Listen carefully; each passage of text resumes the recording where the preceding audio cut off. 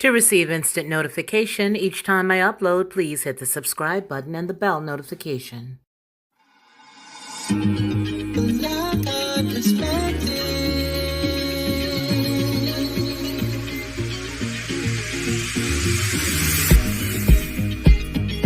Helping you along the way.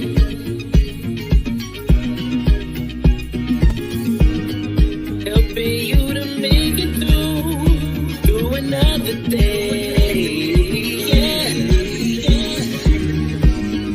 Everything you need to know that you never knew, that you need to know. Well, I got perspective.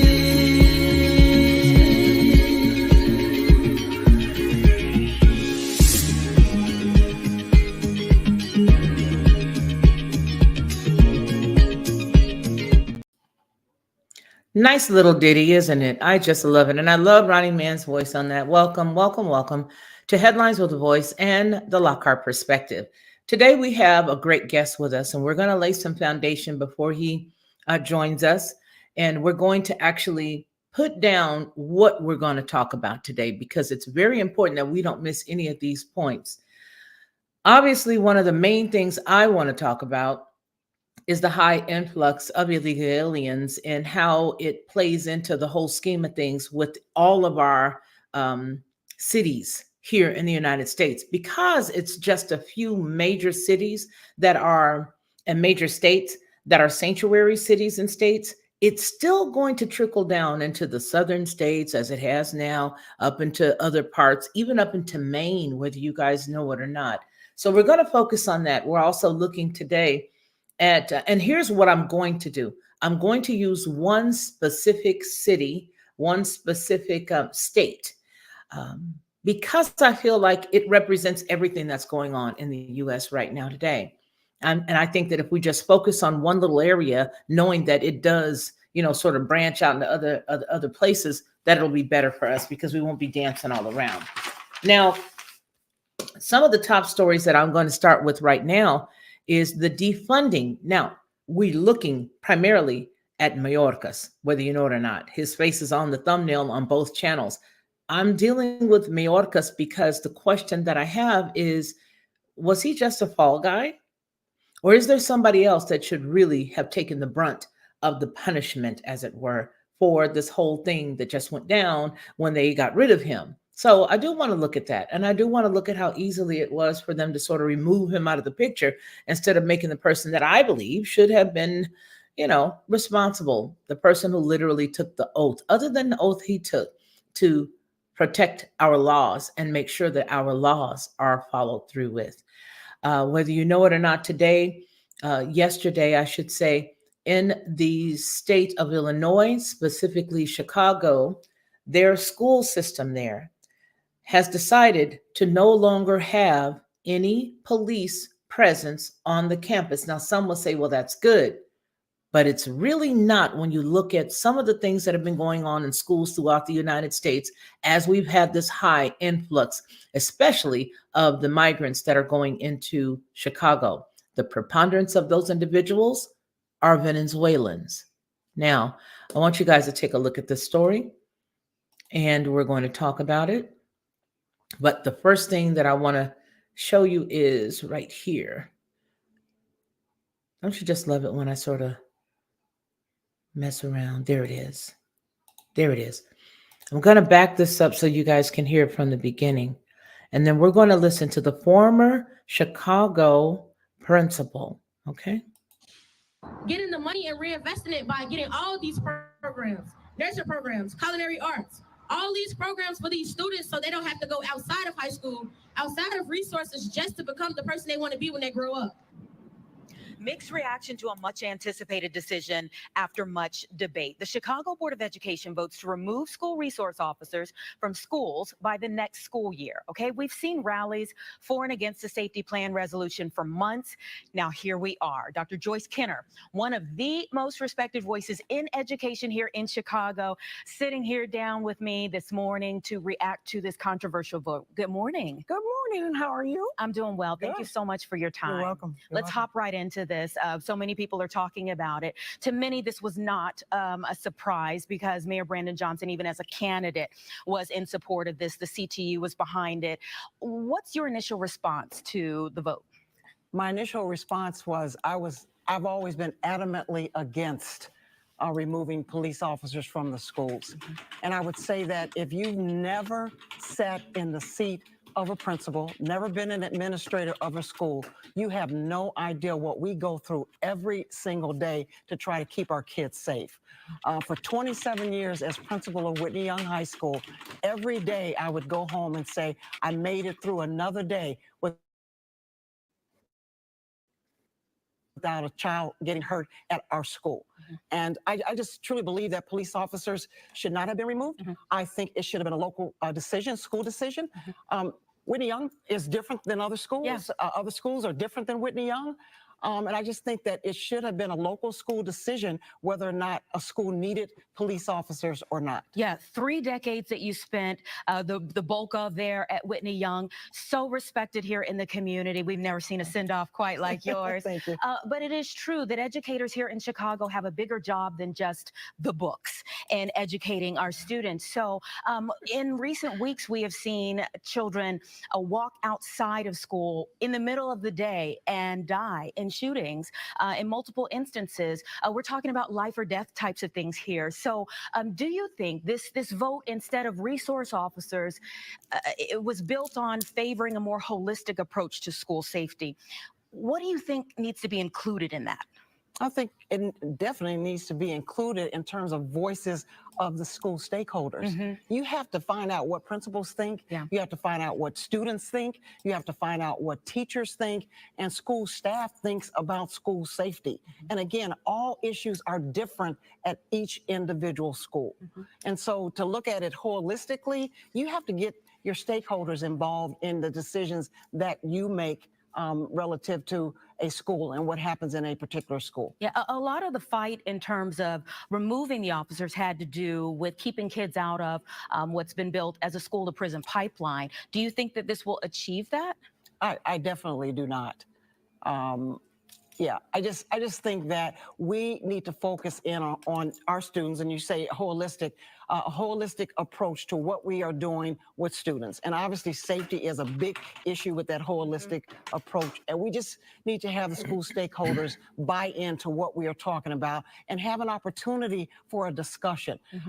At Whitney Young, I brought as many students as I could into a theater with my 2 police officers, and the students were able to sit there and ask our police officers any questions that they wanted to ask. I've always shared with them, as long as it was respectful, you're able to ask those questions. And so they were able to ask the police officers, number one, why are you here? What is your role? What do you think the benefit of you being here in this institution is?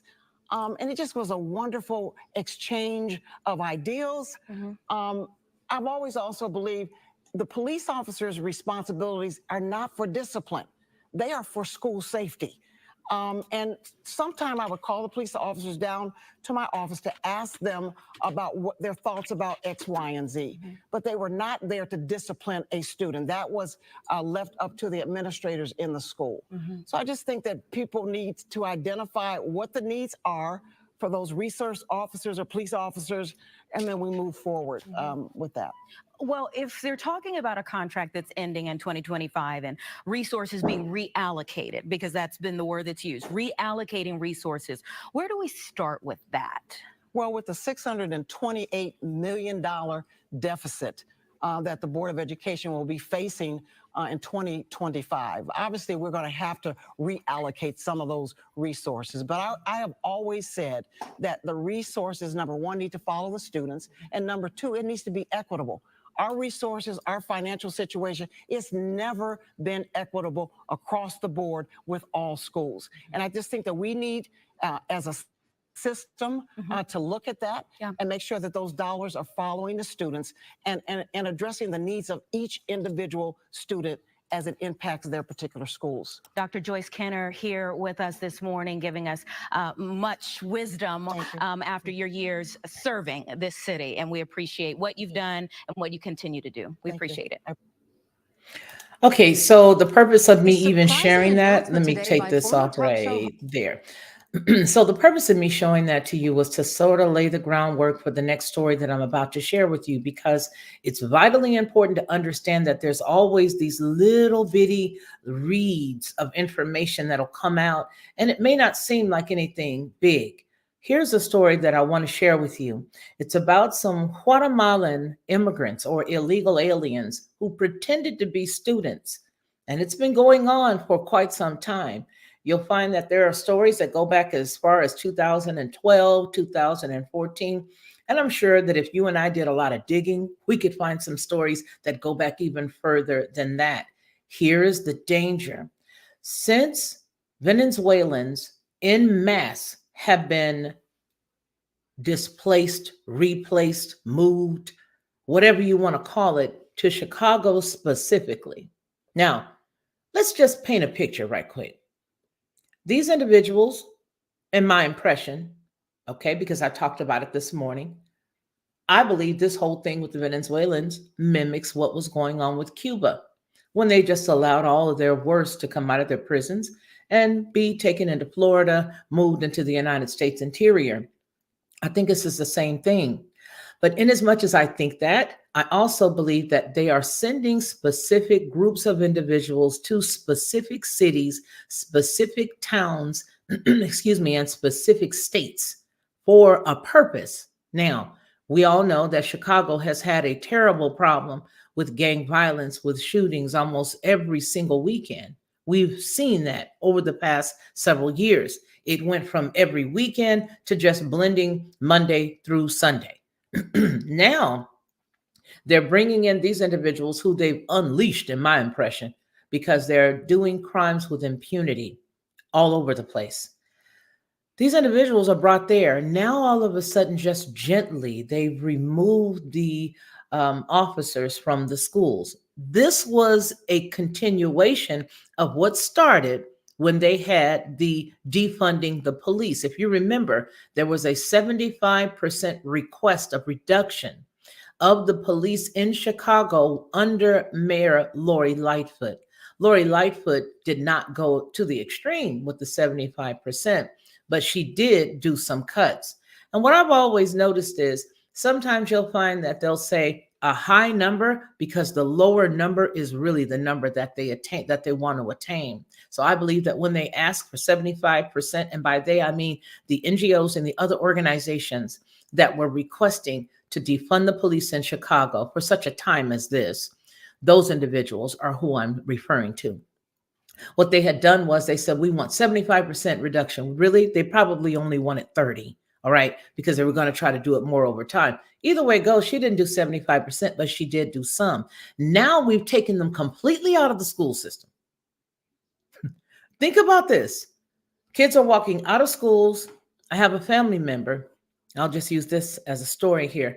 I have a family member who, Flow State, greetings to you, sir, Zara B, all the other creators that are good friends of mine and associates. Hello. Um, so I have a family member who lost a nephew in Chicago, simply walking home from school to home. He was going to take his lunch at home. So on his way home, he was hunted down, and he's no longer with us. Young child, young boy, no more than 16. On the way home from lunch. So now we have removed the security. Now we've removed the RO. So there's no more officers, no more resource officers. Is this really drilling down? This is serious. It really is. Um, Flow State says, I hate having the cops at school. They are conditioning kids for the prisons they populate as adults. Now, I'm gonna say this. I don't disagree that there is a prison to a school to prison pipeline. I don't disagree with that. What I'm saying is, when you consider the high influx of individuals that are coming into other cities pretending to be children, going into classes with, there was a 35-year-old man. Let me see if I can find that story. 35-year-old man. He pretended that he was in school. All right, let me just go on ahead and get this for you. This is an older story. And I hope that I can share this with you because it is on another side. Hold on just a moment. Let me see, can we pull this up for you? All right, and I'm gonna open up this window. Okay. Undocumented. I hope you guys can see this. Let me double check because I'm using what is this thing? You guys know I always forget. Not Chrome, the other guy, the little help me Smithers guy. Okay, yeah, you can see it. All right. Undocumented immigrants from Guatemala pretending to be children to enroll in Massachusetts public schools. This is not unheard of. This is an older story, but I'm bringing it up just to show you there has been precedence that this has happened. Judith Flanagan is the Kennedy, Judith Flanagan Kennedy, the mayor of Massachusetts at this time, claims that several migrants who have enrolled in Massachusetts public school systems are very well over the maximum age for state education. This was old, again, June 8th, it says, but it's not even June of right now. It's like June of years and years and years ago. All right, so students in Mr. Chelsea science class learn about cell reproduction at Thurgood Marshall Elementary School. That's the picture you see. All right, let's get down to this part. Lucy Francis of Lynn, Massachusetts Center displays a play card and chants slogans during the rally. Felicia, you just jacking up. I'm reading all these little things because it wouldn't give me the story, you piece of garbage. Well, nonetheless, I still know the story. So let me give you a little background on what just happened. When I took the story from another one that was behind a paywall, so I pulled it and put it over here in an immersive reader. But the only thing that it's letting me see in the immersive reader are the public things, the things that are public, like the Getty images and the description that has to go along with it. But here's what I'm going to tell y'all. There were men that were 35 years old who were enrolled in Massachusetts city schools. These men were in the schools with the children, pretending as if they were 16, 17-year-olds. And what they were doing with this feigning to be a child is they were putting the children as well as the educators in harm's way. Why? Because you got people here who obviously are not here for the right purpose. In mass, I am telling you that that's what's going to happen in Chicago.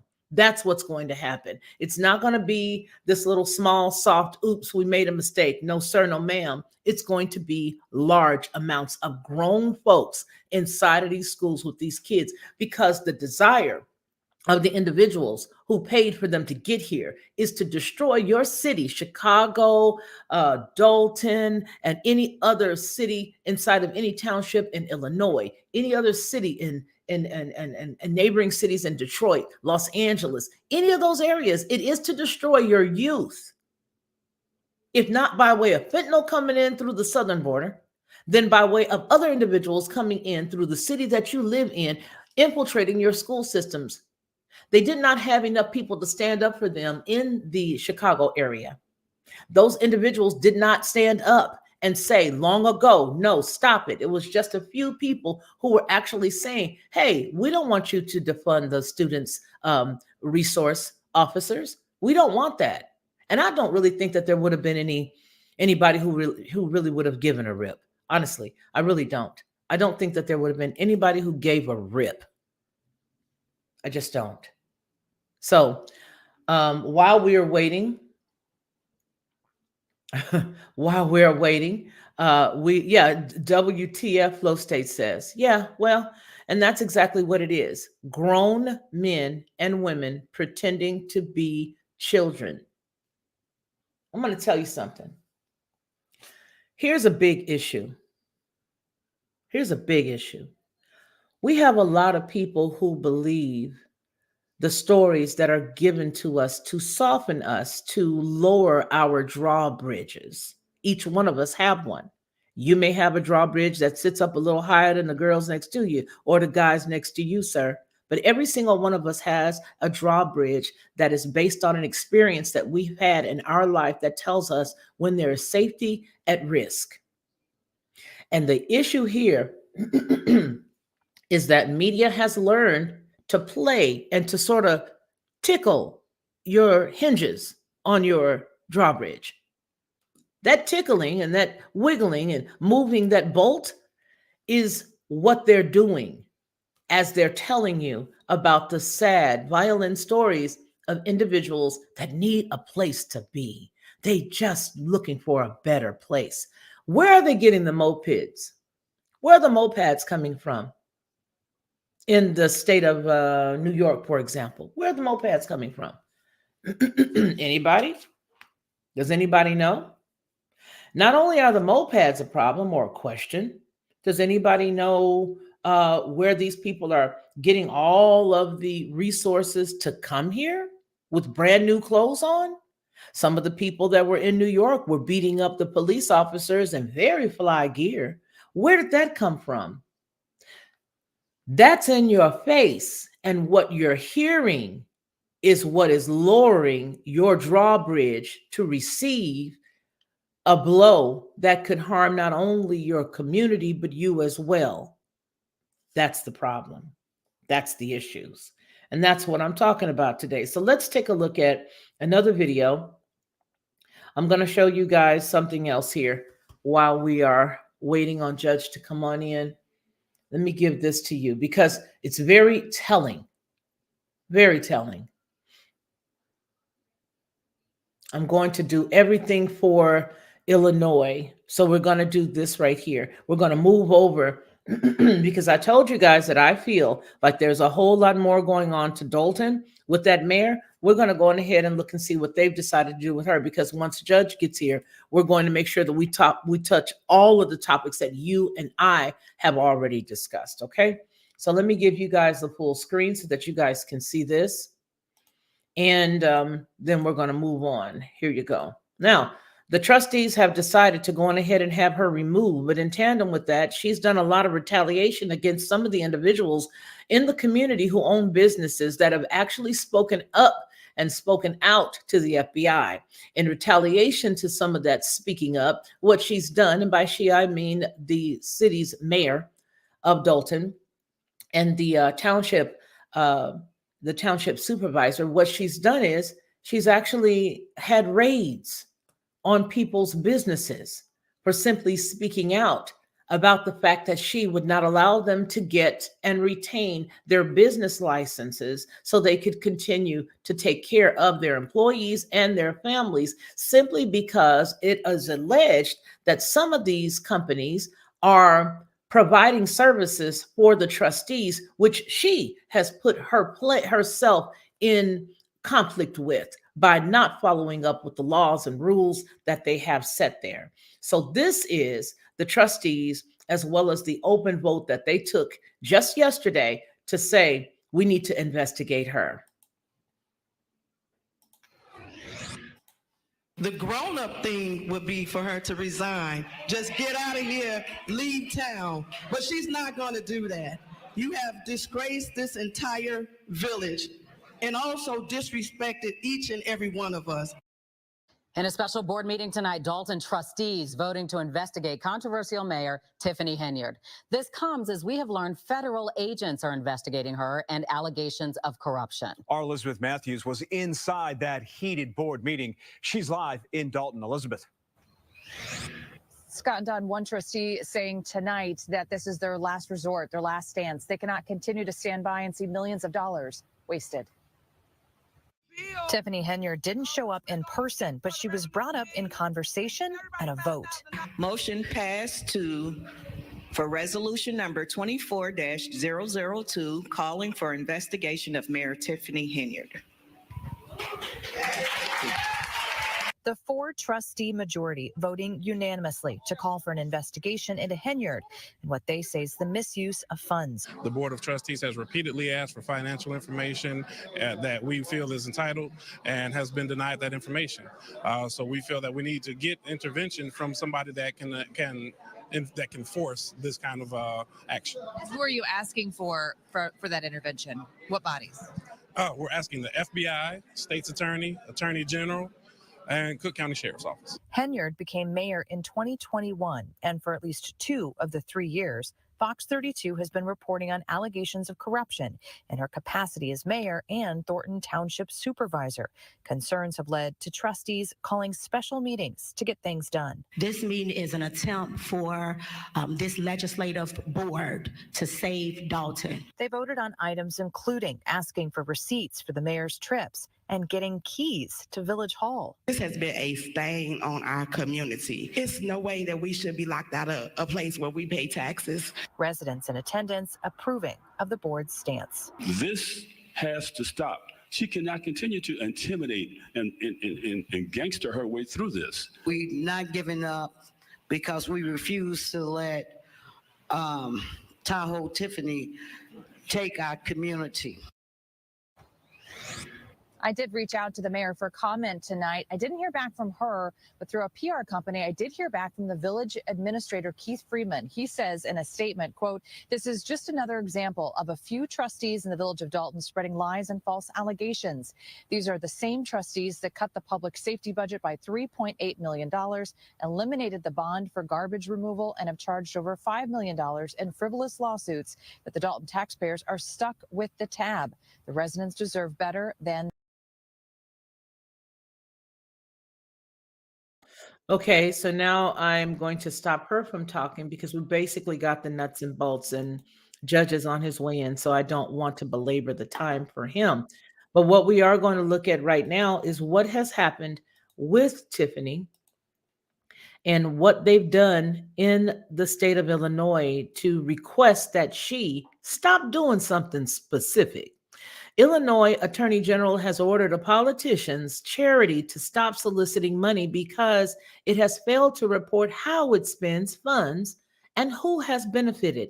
WGN, who has been on the scene, I'm telling you, their investigators previously reported a questionable spending by Dalton Mayor Tiffany Henyard, who also serves as the Thornton Township supervisor. Thousands of tax dollars have been funneled to the Tiffany Henyard Cares Foundation.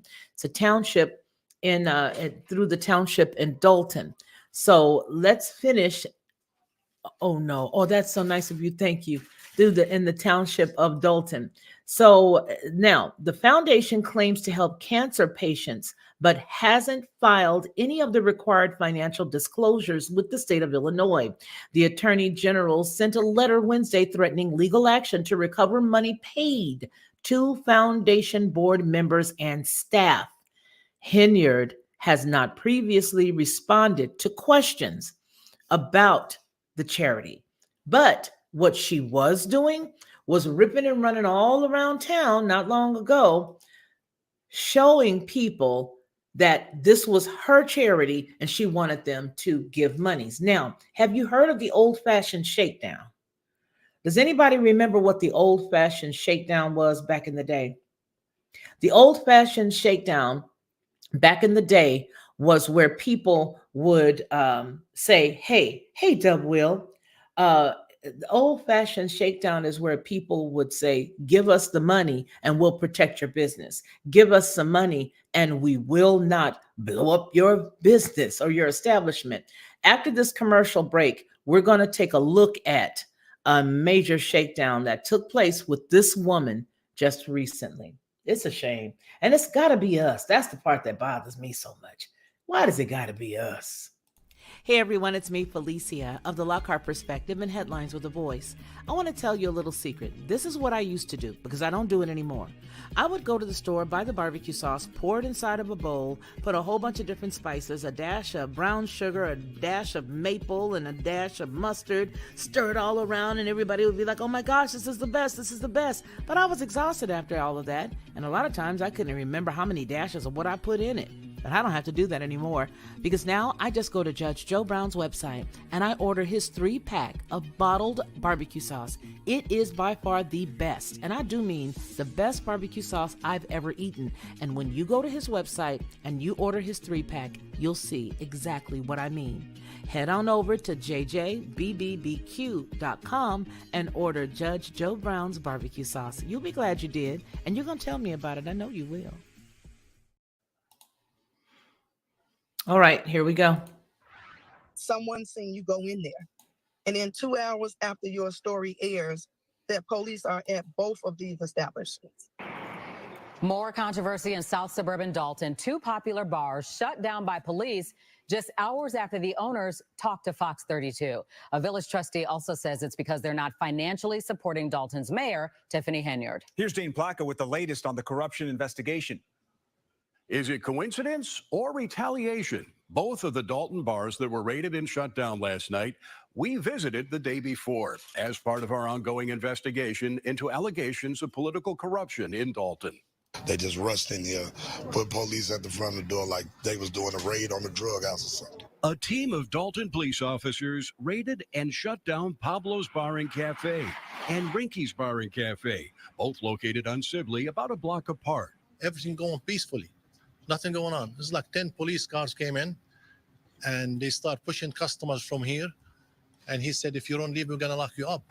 Employees and owners say it's part of an ongoing campaign of harassment by Dalton Mayor Tiffany Henyard that is costing jobs and money. Their business licenses have been stripped by Dalton, but they've continued to operate with a state license. I have like over 23 employees. They work from the local township. Now, end of the day, all the employees, they're going to lose their job. It's ridiculous. We all have mouths to feed. We all have kids.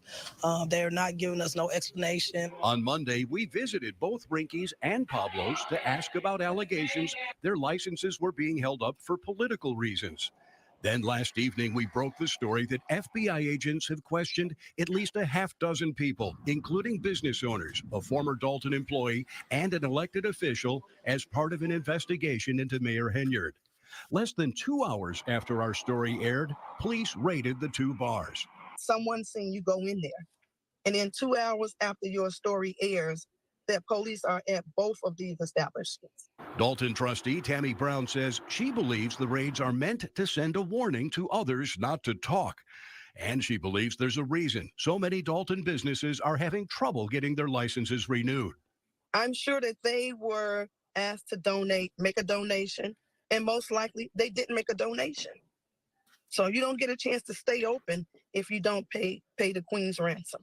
Now, tomorrow evening, there will be a special public meeting of the trustees opposed to the mayor in which they plan to take action on the village's finances, getting access to Village Hall. They've been locked out and welcoming that investigation by federal agencies. Dane Placco, Fox 32, Chicago. And that story that he was referencing is the one that we saw right before that. Let's take a look at some of the things that, and here is what I'm telling you guys.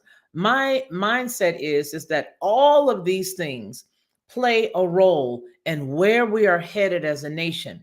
What we've got to remember is there are layers upon layers upon layers of things. And when we're dealing with immigration, when we're dealing with removing people for obvious reasons, this young lady could be a type, right?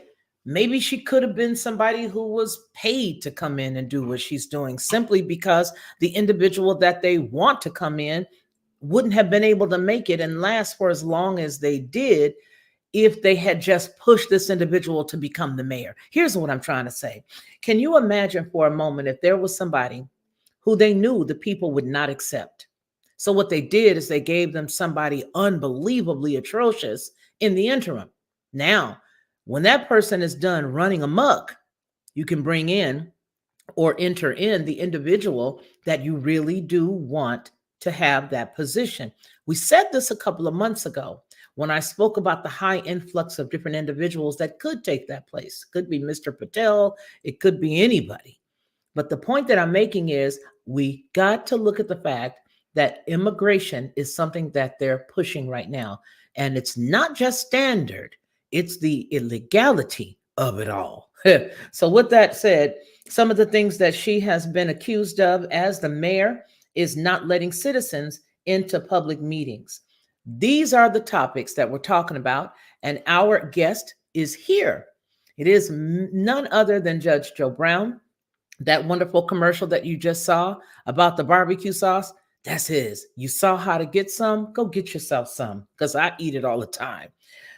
We're going to talk about not letting the citizens in, and that's why I'm so glad that he's here right now, because he understands how things work as it relates to local legislators, as it relates to mayors, as it relates to government.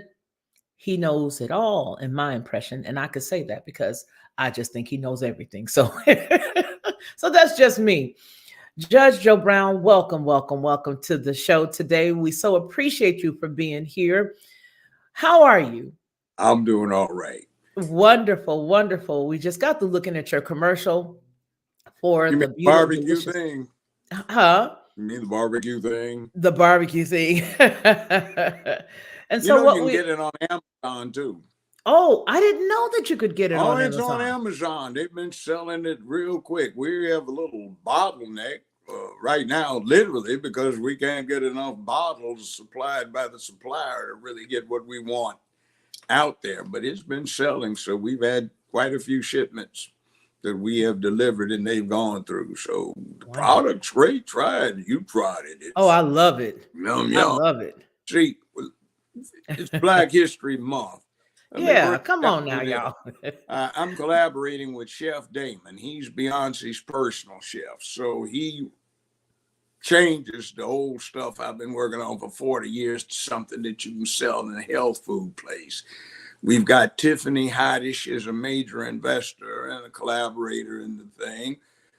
We've got a sister who runs the only female Black-owned USDA certified meat packing plant in the country. Wow. And she works it out of Compton, California. We've got Michelle Dukes, who has Poppy's Bourbon. She's the only sister that owns a distillery, and she put something out that is based on her granddaddy's Mississippi moonshine formula. So we've got a lot of Black enterprise going there. That's So very good. we've got Dr. Cheyenne Bryan, who's clinical psychologist. She does commercials and she gives us a little psychological gathering so we can appeal to the inner cute, you know. Of course. Sinking your teeth into some meat. And by the way, we also offer chicken links, smoked and raw. We offer beef links, smoked and raw, both of them hot and spicy or mild. And we also have this Beyond Beef stuff for anybody that's vegan but wants to get what it tastes like if you have to go chomp down and chew on something that was once breathing, now dead. Well, Judge, I'm glad you're letting us know about all the chain good thing. stuff. So I'm glad anyway, you're. yeah, we're No. trying to get it done. So I'm glad you're doing support. it, and I'm really happy to know that. And you know what? Black enterprise is really important, and I think a lot of people. Here's what I always say: I believe that whomever you are, you should be proud of your community. You should be proud of whatever it is that you do. I'm not a person who is opposed to different groups of individuals, you know, pushing their heritage and being proud of who they are. I think that that's a part of being an American, to be quite honest with you. And with that in mind, I do want to focus on all of the stuff that's being done in the United States that affects all Americans, and they're using the quote unquote Black experience to do it. For example, Letitia James, for example, Tiffany Henyard in Dalton, Illinois. Also, even Fani Willis. We're going to talk about those things today. We're talking primarily about how the immigration issue has been sort of pushed in a different way to make everybody a little more sensitive to the plight of the individuals coming across the border. Meanwhile, it reminds me of the wolf in sheep's clothing, because you've got individuals, not all, but some, a great portion, especially looking at what just happened in New York with the police getting beat up. You've got a lot of people coming over here doing harm, specific to Mayorkas, and the fact that they have now impeached him. I want to understand if anybody can see the correlation between his impeachment and what should be going on with somebody who should be impeached. We're going to look at Mayorkas' impeachment right now. I want to look at that. And no, I'm not paying you any money, so come on and get away. All right, so we're going to go ahead and read this, and then we're going to let Judge educate us on this topic because it's important when you're thinking about the scheme of things, being impeached and whatnot. So here we go. In a redo of their first failed attempt, Republicans pushed through the charges over solid Democratic opposition, making the Homeland Security Secretary the first sitting cabinet member to be impeached. The United States House of Representatives voted narrowly last Tuesday to impeach Alejandro N. Mayorkas, the Homeland Security Secretary, in a precedent-shattering vote that charged him with willfully refusing to enforce border laws and breaching the public trust. In a 214 to 213 vote, Republicans barreled past the solid oppositions of the Democrats and reservations in their own ranks to make Mayorkas the first sitting cabinet secretary in the United States history to be impeached. It amounted to a partisan indictment of President Biden's immigration policies by the GOP, which is seeking to use a surge in migration across the United States border with Mexico during his tenure as a political weapon against him and Democrats in this year's election. Mr. Biden condemned the House's vote in a statement on Tuesday night, saying history will not look kindly to House Republicans for their blatant act of unconstitutional partisanship that has targeted an honorable public servant in order to play petty political games, he said. The vote came a week after the House rejected the charges against Mayorkas when Republicans, who controlled the House by a razor-thin margin, tried and failed to muster a majority to approve them. It put Mr. Mayorkas in the company of past presidents and administration officials who've been impeached on allegations of personal corruption and other wrongdoing. But the charges against him broke with history by failing to identify any such offense, instead effectively declaring the policy choices Mr. Mayorkas has carried out a constitutional crime. The approach threatened to lower the bar for impeachments, which already has fallen in recent years, reducing what was once Congress's most potent tool to remove despots from the power to a weapon to be deployed in political fights. Now, Judge Joe Brown, I'm ready to roll in on that. And you show the incompetence of the American mainstream media by what you just read. That has absolutely nothing to do with what we really need to focus on. First off, Article 2, Section 4 of the U.S. Constitution says the President and the Vice President of the United States may be impeached, and if convicted by the Senate of the specifications, removed from office. And our Amendment 12 says they can no longer hold office thereafter. Now, we have three categories that permit impeachment, and if conviction follows, removal. One is bribery, two is treason, and three is the commission of what they style high crimes and misdemeanors in office. A high crime is the way they used to read felony. So, do we have arguable felonies? And that's what the impeachment articles charge Mayorkas with, high crimes. Now, what are we talking about? It's interesting. You have a situation where he has taken an oath to uphold American law and the Constitution of the United States.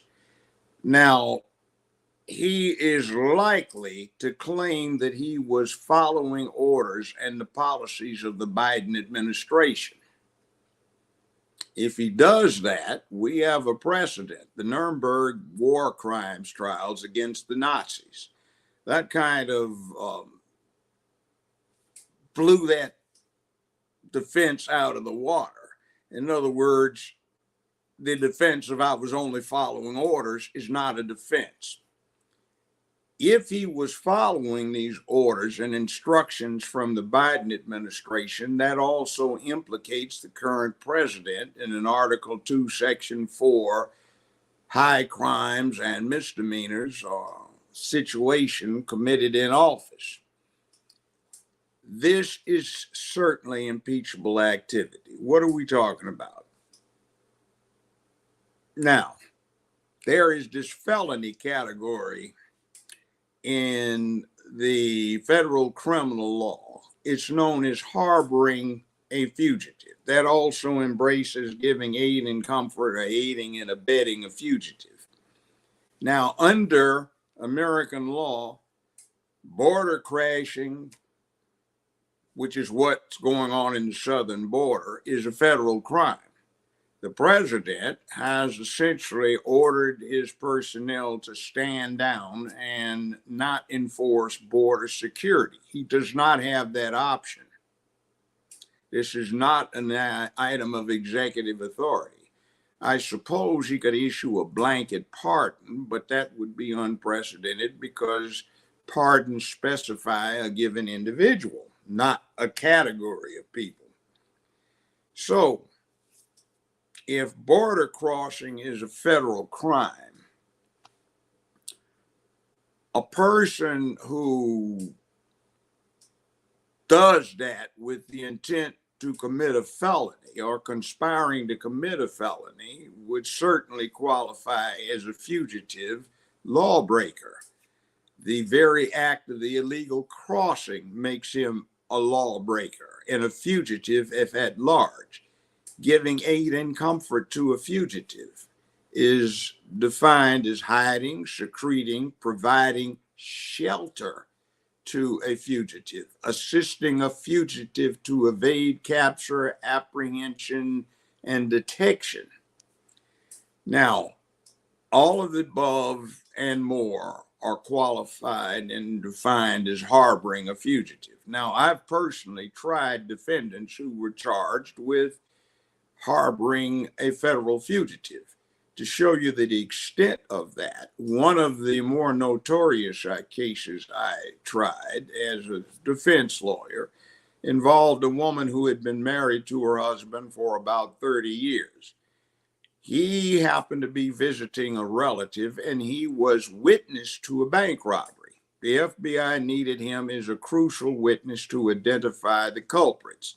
There was a brand new clerk in the office, hadn't been there 2 weeks, and she, by mistake, put out a request for a warrant to be issued for him rather than a subpoena.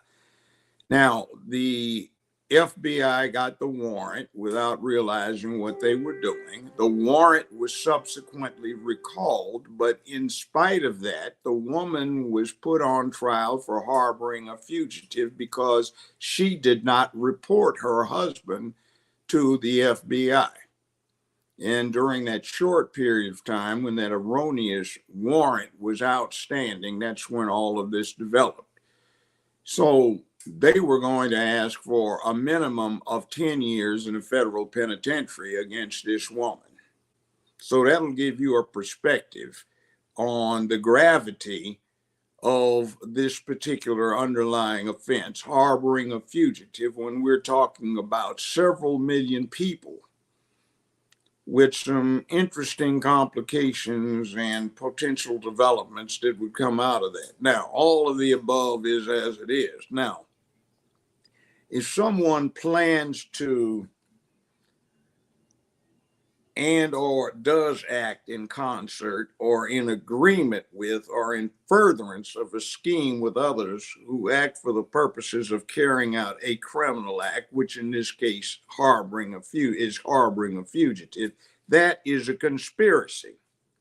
So anyone who is involved would be chargeable with the conspiracy to harbor a federal fugitive, including those who neglect their sworn duty to enforce or carry out the law and apprehend or block the enforcement of law relative to the border crashing incidents, of which we have several million examples. These would all be chargeable.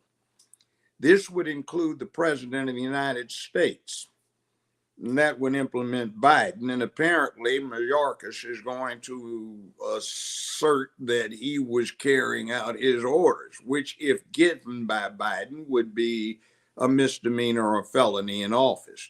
And this would also, by the way, involve anyone and everyone involved in setting up, maintaining, assisting, directing, providing aid and comfort to a sanctuary circumstance. Read sanctuary city. So everybody involved in that is giving sanctuary to people so they can evade the consequences of breaking the American laws relative to border crossings, immigration, and such like. Now, this would prove awkward to a whole lot of people, but if anybody planned this, which I suspect they did not when they brought Mayorkas in, they sure set a magnificent trap. Now, so that would be a way of getting at the underlying sanctuary cities, and there would be an interesting outcome to this, and that would be that anyone who takes office of president and appoints an attorney general for the United States of America should surely direct that attorney general, and the attorney general, when they get in, should take it on his own initiative to institute prosecutions of anyone who is involved in this sanctuary city mess. Now, there is another background back here to this whole thing. Aside from him being an obvious tactical target for the sequential process of investigating and prosecuting a possible widespread criminal conspiracy, we've got another situation. We've got this mess going on in Gaza, and we've got various and sundry international entities involved in it. Well, right now we've got some B-1B bombers hovering over that area. They orbit, they get continuously refueled in the air, and they have a big load of missiles and smart bombs on board. And when it's convenient or there's an opportunity that presents itself, they basically annihilate various and sundry insurgents. Now, those insurgents would love to be able to retaliate or shoot down the B-1B bombers, but the fact of the matter is they don't have the means. Or do they? Well, for the last 2 years, this border has been wide open, and 2.5 to 3 million people who are unaccounted for now walked across that border. You can be sure that ISIS, Al Qaeda, Iran, and China, amongst other things, have been walking their agents, including commandos and trained saboteurs and demolition experts across that border, and they've been carrying military-grade explosives in suitcases and other forms of baggage, and they get across the border and hop a bus and go to wherever they're going, or they get transported by the government to a sanctuary city like Los Angeles, San Francisco, Chicago, New York, etc., Philadelphia, and they are right there in the midst of all of these great civilian targets, industrial targets, and military base targets, including a certain U.S. Air Force base not far from the southern border in Texas, where these B-1B bombers launch for their 25,000-mile round trips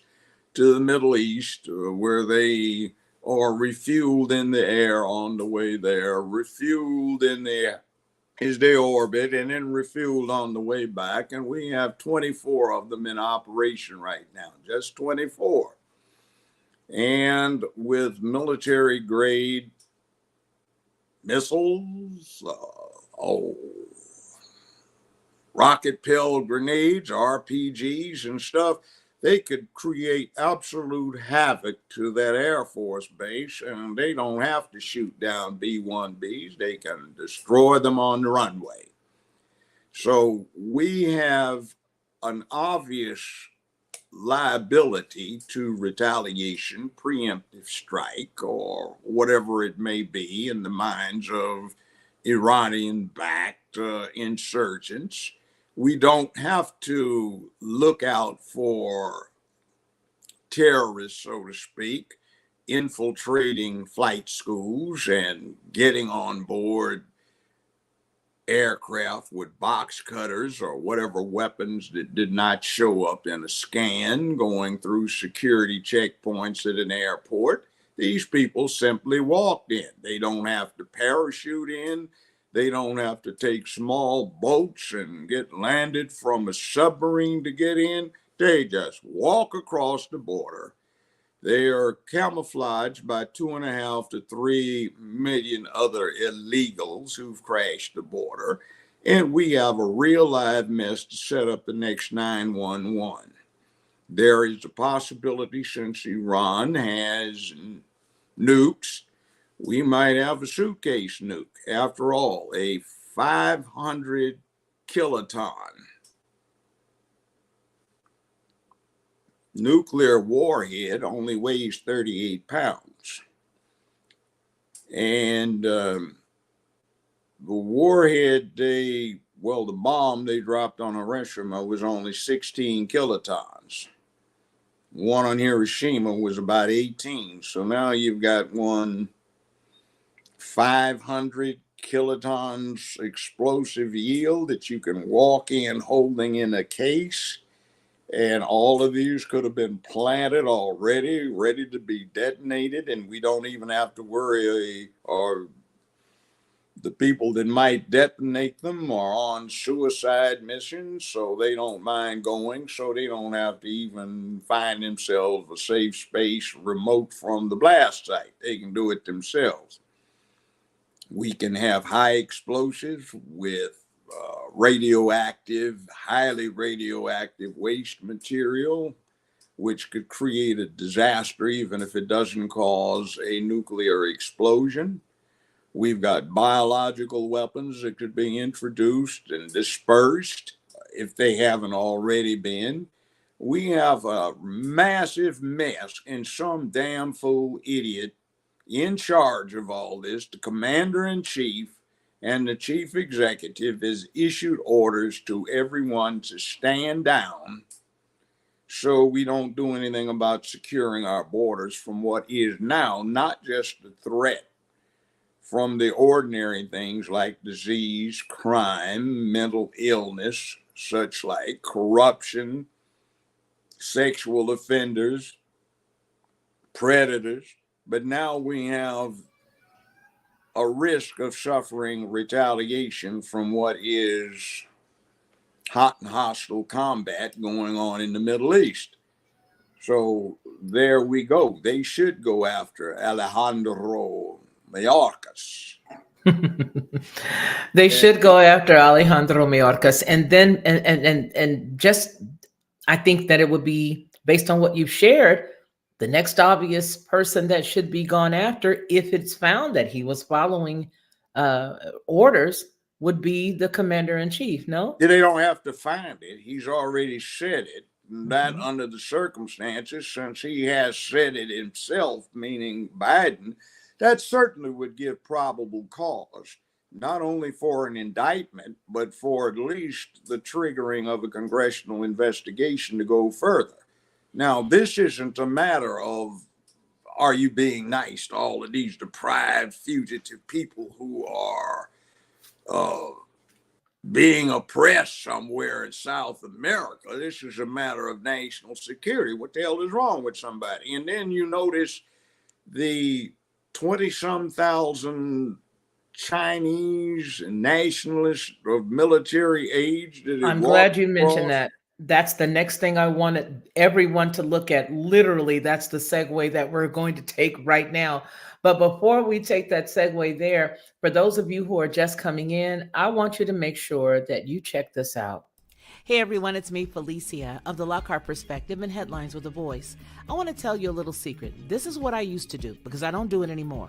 I would go to the store, buy the barbecue sauce, pour it inside of a bowl, put a whole bunch of different spices, a dash of brown sugar, a dash of maple, and a dash of mustard, stir it all around, and everybody would be like, oh my gosh, this is the best, this is the best. But I was exhausted after all of that, and a lot of times I couldn't remember how many dashes of what I put in it. But I don't have to do that anymore because now I just go to Judge Joe Brown's website and I order his 3-pack of bottled barbecue sauce. It is by far the best, and I do mean the best barbecue sauce I've ever eaten. And when you go to his website and you order his 3-pack, you'll see exactly what I mean.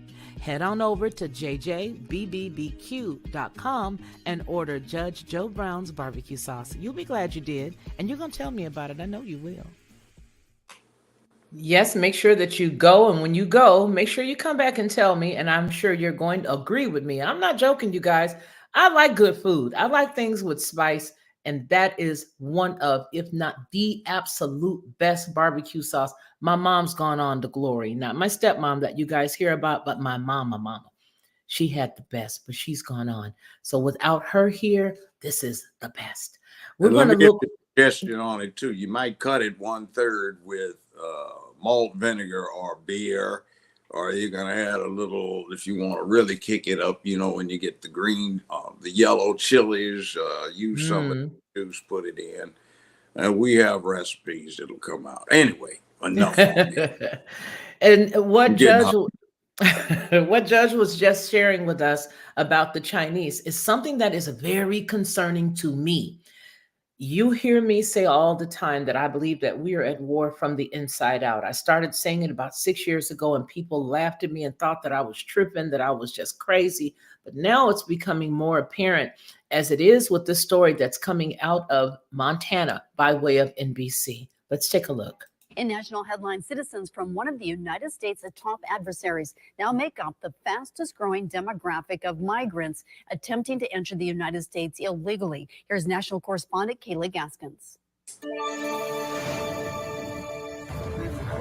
As the situation at the southern border deteriorates, it's not only the overwhelming amounts of illegal migrants causing concern, but where they're from. Ma'am, where are you from? China. China? China. Yeah. China. Chinese nationals becoming the fastest growing group entering the U.S. illegally. We need to be very concerned about this, given that China is our #1 adversary. In fiscal year 2021, Border Patrol apprehended 450 Chinese nationals. By 2022, that figure grew to more than 2,000. And in 2023, it surpassed 24,300. In the first few months of 2024, Border Patrol has already apprehended nearly 19,000 Chinese nationals at the southern border. Before we go on with the story, I want to interject, as we have to for copyright reasons, but here's what I want to let you understand. China is a country, this is for the viewers, China is a country that makes sure they monitor the whereabouts and the movement of their people. So it's not as if we're talking about a country that allows people to just come in and out, and we're thinking, well, what's the big deal? They want to have a better life as well. You also have to remember that anybody who works outside of the country of China must give any secrets that they've come in contact with and report back to China. Now, you all may remember a story that we covered about maybe 8 months, 9 months ago now, where they had found that individuals who were working in big tech for China they were sending money and secrets and all kinds of things. These things that we're allowed to know are only the residual overflow of the stuff that we don't know.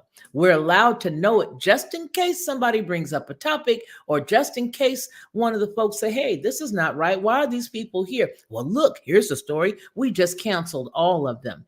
This gal just said 19,000. Let's listen to the rest.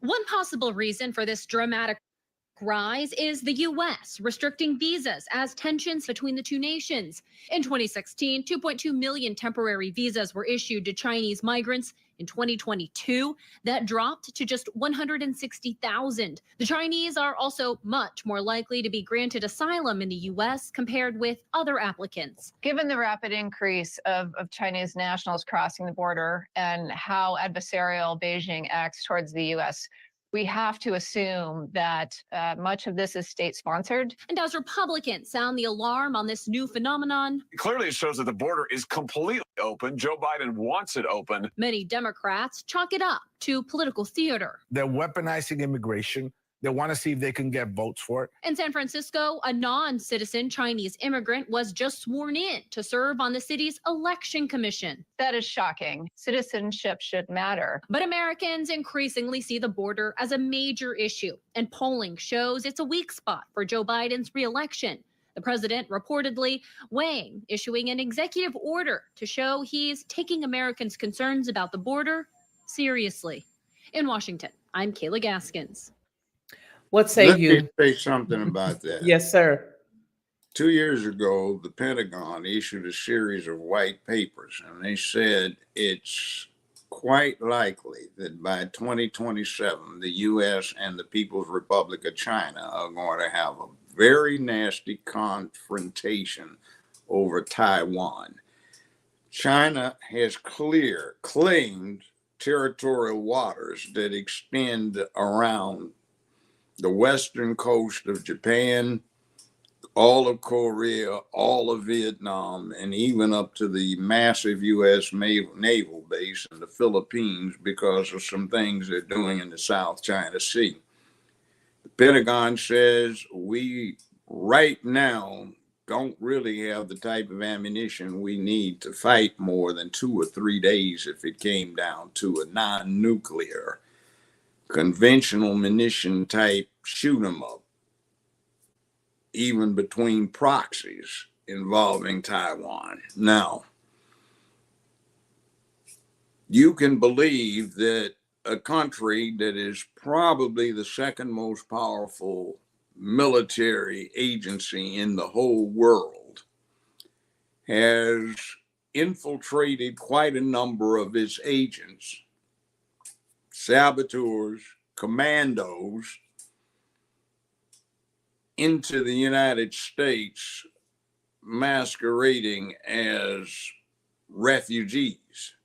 They are already in place. If you think Iran might sneak somebody in, Al Qaeda or ISIS sneak somebody in, you can count on the Chinese. Now, they've already sent these balloons over to do reconnaissance. Now they have reconnaissance on the ground. They can take 10 by 50 binoculars. They detail everything they can see in a military base. Might not get to Area 51, but they can certainly check out SAC bases. They can check out naval installations. They can check out shipyards. They can map out detailed Boeing aircraft in Renton, North American Rockwell, etc. They can go down to Palmdale, California, and with readily available civilian tech equipment, but a very good layout of where they're making the new B-21 bombers and get all of the details they need from up close and personal. They will have agents who will be set upon migrants who are victims of political repression and claiming refugee status. This is just absolutely ridiculous, absolutely absurd. And one of the things they're trying to do to explain this is, see, this Chinese lady is on the election commission. It looks like somebody is trying to get extra voters. That's not quite what they're doing. Article 1 of the Constitution says every 10 years there shall be a census conducted. And the purpose of this sentence, the primary purpose, the census, is to apportion representation in the House of Representatives. In other words, how many congressmen do you get? So I have participated in 6 census episodes as an adult where I've had to fill the stuff out. And this last one in 2020 was the first and only one where they did not ask me what my citizenship status was, and nor what the status was for my parents. So Biden is supporting that. The Democrats supported that. Trump was against that, but he got overruled in the courts. So they did not ask citizenship. Now, what's that mean? California gets an extra count New York gets an extra count. Illinois gets an extra count.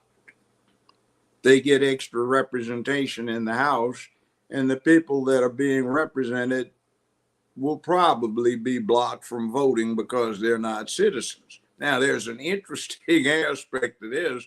When you're talking about the Chinese, a lot of Black Americans have some third, fourth, and fifth cousins coming in. Because if you get your DNA test done, let's say you get it through AncestryDNA.com or 23andMe, a lot of Black Americans will find that they've got a lot of recent Chinese ancestry. What happened? Right after the Civil War, the Southern Railroads were in shambles, and in 1866 and 67, before they started building out west, they imported a lot of Chinese coolies to work on the Southern Railroads, and they didn't bring their women, so there was all this surplus former slave nookie running around, and a lot of Black Americans have a lot of Chinese in them. A lot of people I know are shocked to find they've got 1/4 Chinese, or 3/8 Chinese, or even close to 50%. You get the exotic. Some of the sisters looking good, some of the brothers got a little look on them, that's because they got Chinese ancestry. So some of our kinfolk or recent kinfolk coming across the border. But, that's another little side. I couldn't resist throwing that in there. Well, I'm glad you did. I do want to ask you, we're talking about the China piece, which has grown. I think the percentage was 500% over LY, over last year. I'd like for you to share with me your understanding of what happened with Cuba when they sent over all of their prisoners in correlation with what's going on now with the alleged emptying of the Venezuelan prisons. Now, a lot of migrants or illegal aliens are going into Chicago. And I think that they've been matching them personality or tenacity to tenacity by sending the Venezuelans there. Earlier on today, we covered a story prior to you coming on where they've now defunded and I shouldn't even say defunded, they've gotten rid of all of the resource officers in Chicago's schools that were former police. I also juxtaposed the situation that happened in Massachusetts with regards to the 35-year-old men who were attending school feigning to be 15, 16, 17-year-olds. Now, putting this all together, if you're bringing in individuals, allegedly, because I want to know what you think, the Venezuelans, say, for example, this is a real deal. The Venezuelans, obviously, we know that that's the preponderance of the individuals who are into Chicago because that's based on the statistics. But what if these individuals were coming in and now we've got nobody protecting the school and there's going to be even more violence starting from the youth up? I know I've thrown a lot of paint on the wall, but tell me what you think. I get what you're going. Some months ago, I was in Minneapolis, St. Paul, and my crew, we went over to the cupcake shop, out front of which George Floyd met his end while he was whatever. And we talked to the people there, and they said they really are upset with all of these woke folk who are there talking about defund the police. They say they've been listening to women scream as they were raped and the police won't come in. They have set up emergency stretcher crews where they have volunteers who will put people who have been injured, suffering from heart attacks, who've been shot as victims of crime, and they will hike them the 6 blocks that they have to go before they can be picked up because the emergency services won't come in there. The police won't come in there. And they've had to set up their own security because this thing about defund the police, get rid of the police, isn't what the residents want. You see, the residents want peace. Somebody talking about, oh, the police are scaring people. They shot him down when he got scared and he ran. Some of the residents are saying shoot him down because they just burglarized my place. I've been working hard to get these things. They just raped my niece. I don't like that. They just robbed my grandmother, and I don't like that. So somebody do something about the law and order and public peace, dignity, and order. But this thing where people who don't have to live there and they get all concerned about how somebody is mistreated and all of this, that's not necessarily commensurate with having a safe life, a peaceful life, being able to go next door without worrying about somebody hijacking you. So we have people who mean well that don't have good common sense, and they're little pampered poodles who have not had to deal with the realities of the streets. We have Chicago, which is hell. There is so much violence there, and the last mayor, Lori Lightfoot, pulled off one of the dumbest stunts I've ever seen, which was to distribute funds she thought to community groups turned out to be street gangs, Hispanic, and they were able to get massive arms supplies with this break-in of the several fully loaded boxcars in the IC rail yard that were filled with very advanced weapons ordered by National Guard units, sheriff's departments, highway patrol units around the country. And they armed up, and it's been in interstate commerce now, and Chicago is an armed camp. So she financed that. So Chicago has a huge violence problem. The schools are completely out of control. So you take out all of the school security officers. Bright move. What kind of jackass are you to vote for something like that? Because you say the children don't need someone repressing them and getting their self-esteem damaged and trying to put in a restrictive environment. Well, how are the children going to learn? What are they going to do for tomorrow? You mean to tell me that this institution of public schools, which is supposed to acclimate children to the real world, give them the essentials they need, they're supposed to be taught there are no rules. You can do whatever you want to do. No, it doesn't work too right. Now, back to what you're talking about with Cuba. And I want you to say hello to my little friend. Al Pacino. Remember that movie? Yes, sir, I do. That's what that was all about. He came in when Cuba got rid of its penitentiaries and its misfits, and they came to America. Oh, Now, wow. by the way, that's what was going on with Trayvon Martin and George Zimmerman. People thought Zimmerman was Jewish, but he wasn't. That's basically because his Hispanic grandmother had an affair while she probably was a waitress in one of these casinos in Havana.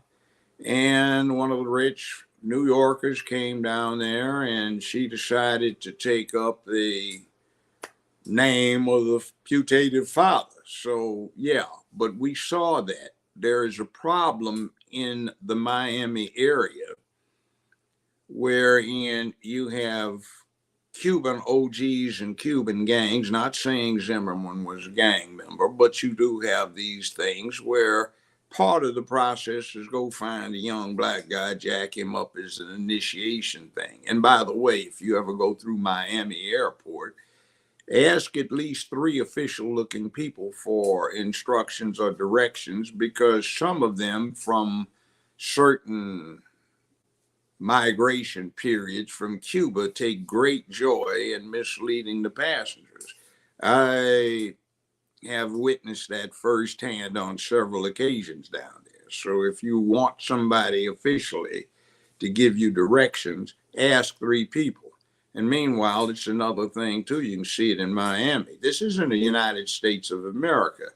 One time I had to go to 3 separate terminals to find somebody who spoke English who could tell me what was going on. Now, no habla español muy bien, que comprende mucho, vato man. But you know, I grew up in California, but that's a problem. What are we supposed to be becoming? Everybody in the world is learning English as the language of commerce and enterprise and air traffic control, sea control, radio communications. And we're trying to teach our kids so they can't, well, not teach them, but we don't teach them to write, print. We don't teach them math anymore. They have cell phones that are supposed to do it for them. What happens if one of these increasing power outages results in oh my God, my phone's run out.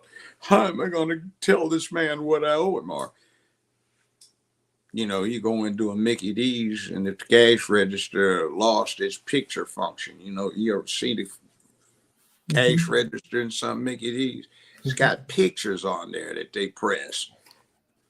Boy. One of these, and let's see, which says 10 here and 5 here and 5 here. So they don't say 20 change, you know, in. They can't make change.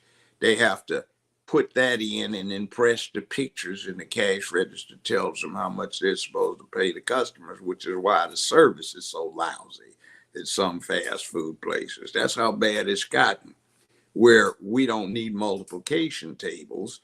And for goodness sakes, no homework, because it stresses the students out. Like, you don't have a job that's got you to do anything when you're not on the clock. And when you're on the clock, you're listening to us right now instead of doing what your boss needs. You know. Yeah.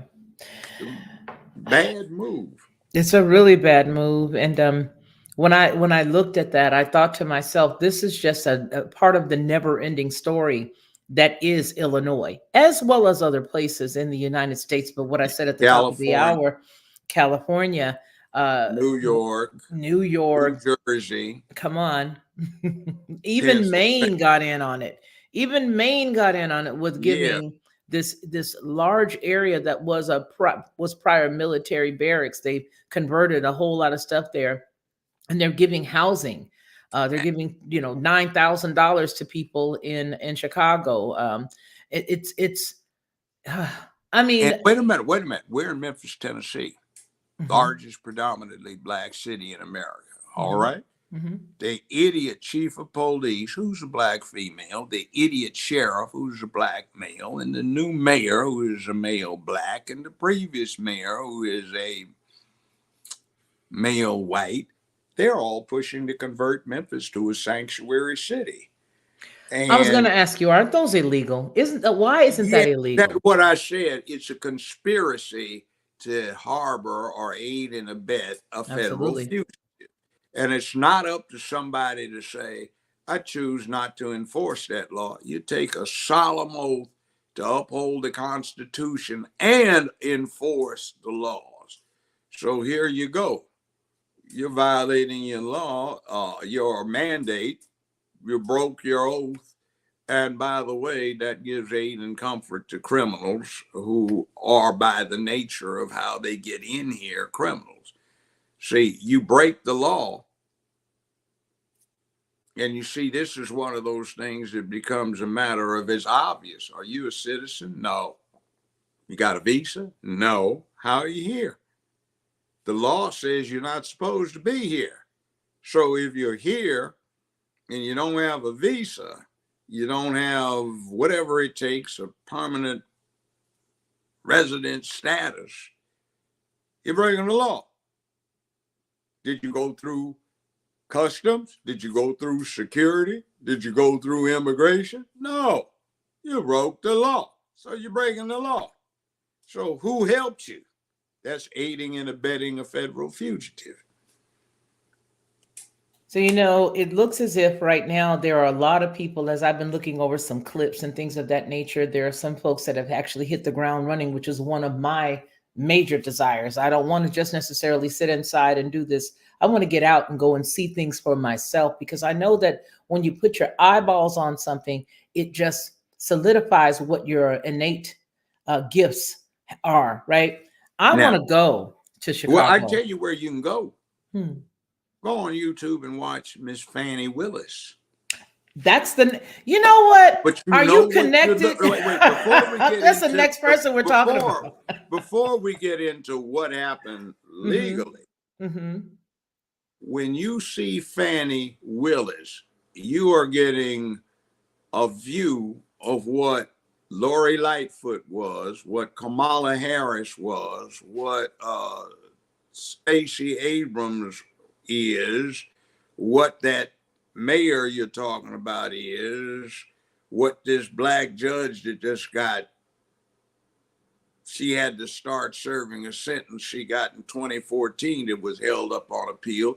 You're getting a load of what the Democratic Party is trying to impose on black people and the country. Yes. See, Fani Willis is so typical. Now, aside from the legalities, I remember, well, somebody just called me up yesterday, said, Joe, look, I'm wrong. I said, well, what, I was thinking, 92-page indictment and all of this, there must be something to this. And, Trump has to be evil because all of these. And then I saw,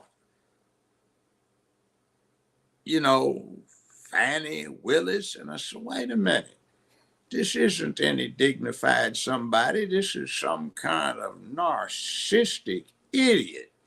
It's like, that's not what I was thinking. I'm thinking, like I've been looking at CSI and,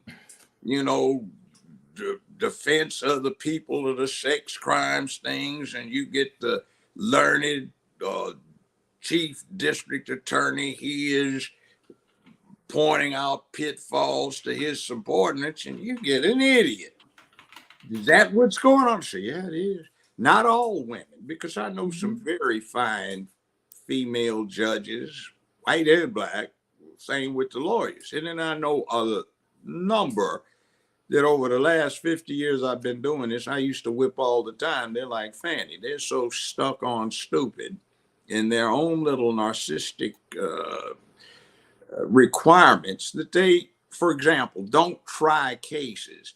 When they get a prominent defense lawyer, they try to try him or beat him, and they forget about the case. Ladies and gentlemen of the jury, all through this trial, the prosecution had the obligation of proving the case beyond a reasonable doubt to a moral certainty. That's their burden. But this prosecutor over here has been trying to beat me rather than worry about her case. Now, we focused on the defense with the case. You did not hear proof beyond a reasonable doubt to a moral certainty. You saw and observed, and you heard the prosecution try to show you how tough she was. But that's not what we're here for. Wow. And by the way, let me say this about this. All of this debate in the news media about was she telling the truth about having the relationship develop as just sort of an office romance later, or as implied it occurred up front before he got brought in the special prosecutor. Guess what? It does not make one bit of difference, because the issue here is that Fani Mae Willis, or Fani Willis, and Wade are officers of the court. And when a romance developed, if it was an office romance, they both had an independent obligation as an officer of the court to bring that to the court's attention. Assuming you believe her contention that it developed later after he became the special prosecutor, they did not. So they're out of there, or should be. If it occurred before that and they didn't advise the court, That's also the case. Other thing you need to be aware of is Miss Fani was not on trial. Miss Fani was simply a witness. The issue is an administrative motion as to whether the district attorney's office for Fulton County should be removed from this case and whether the special prosecutor, Attorney Wade, should be removed from this case. So she jumped in here in the most preposterous fashion. She walked in that frumpy red pink dress with no undergarments on that Correct. she just had.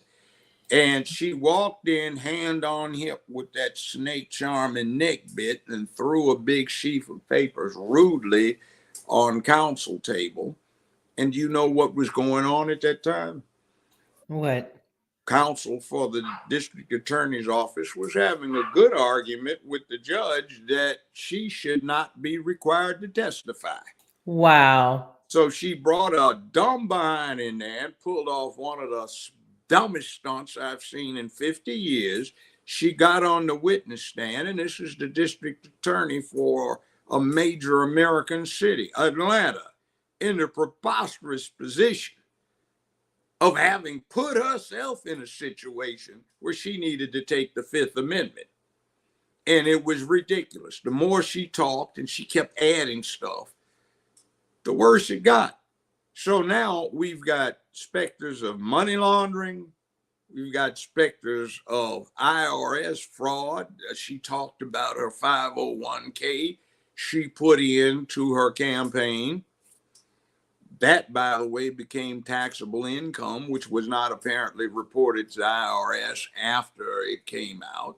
She had an existing tax lien on her property or home, and that always requires attestation subject to federal penalties of perjury that your finances are they are. And she talked about she had $15,000 in cash hidden in the home that could have paid off the lien instead of it being set for installments. There are state reporting requirements. You have a situation where what she got back from her campaign fund under the circumstances became earned income because the 30-some thousand she put in was not properly documented. All of those cash transactions and the amounts you're listening to should have been documented and reported to IRS, and you can believe that IRS had its agents listening in on that, and there's likely to be criminal prosecution that will follow from it. Now, I was a witness for Wesley Snipes, and I testified at his trial, and by the way, I'll tell you this, the jury did not find him guilty of tax fraud or tax evasion. They found that he actually overpaid his taxes because they were directly deducted. IRS had a check for him for more than $250,000 during sentencing for his overpayment of taxes. They got him convicted of failure to file a complete set of returns, and he got 3 years in a federal penitentiary for that. Now, what did you hear Miss Fannie Mae do? It was failure to file any returns, failure to report, failure to pay taxes on that. She's in trouble. That's how they took down Al Capone, was by taxes. Now, next thing, you get the specter of Atlanta's got a lot of corruption. This is a chief prosecutor. Where'd this cash come from? Remember, she's talking about she's broke. She was unable to afford anything because she ran for judge, I think it was, in 2016 unsuccessfully. And she had all these financial hardships. Where did the money come from? Plus, here's the other thing, too.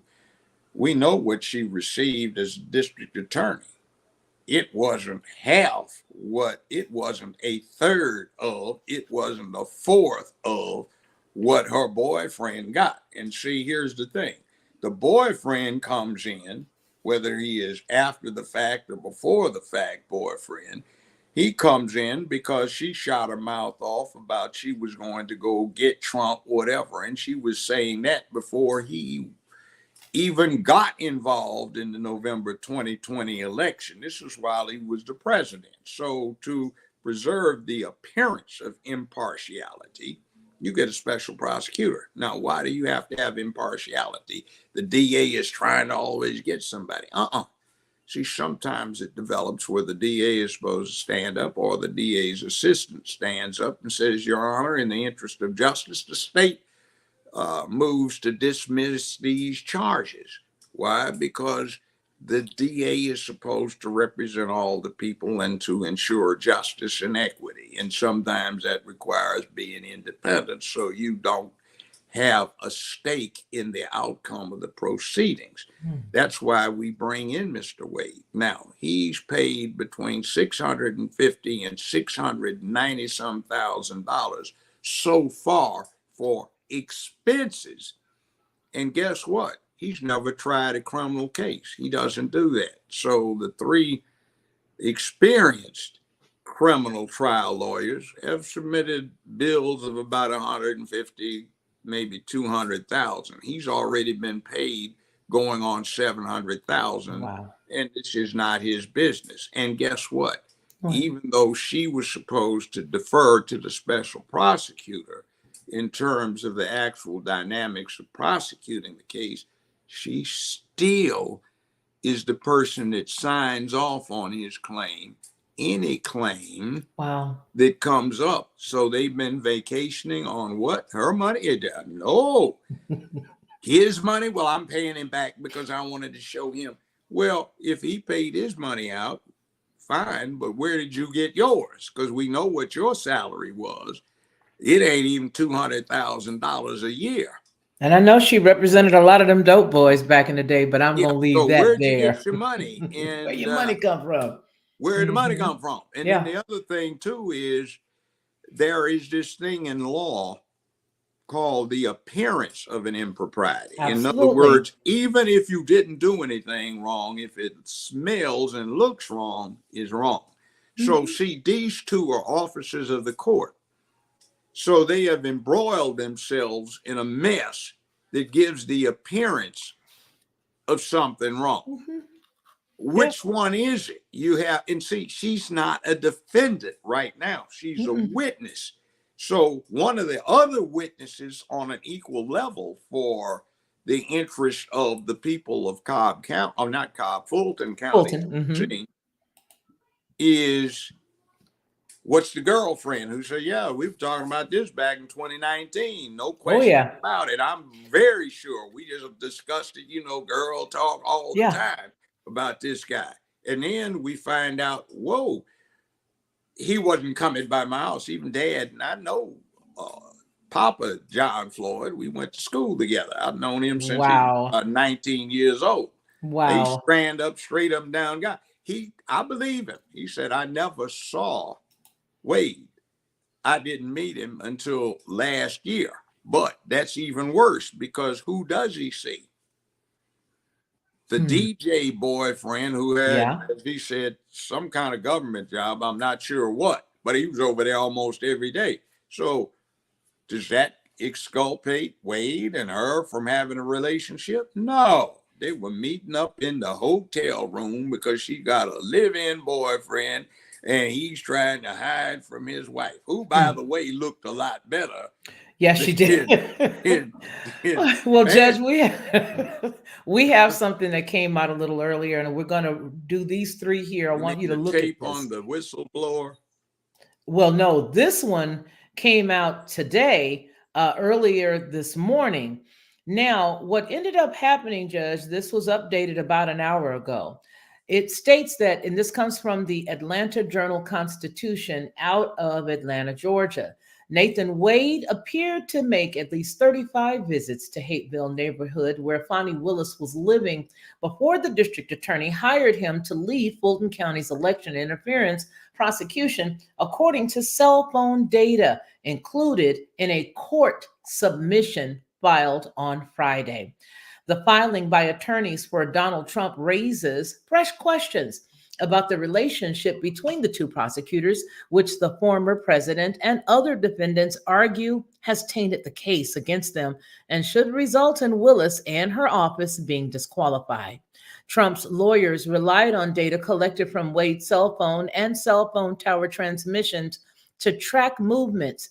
It seems it contradicts Wade's testimony last week, in which he said that he had visited Willis at her condo in Hapeville no more than 10 times before he was hired in November of 2021. It also indicates Wade's twice at two different times he arrived at late night at the condo and left nearly early the next morning.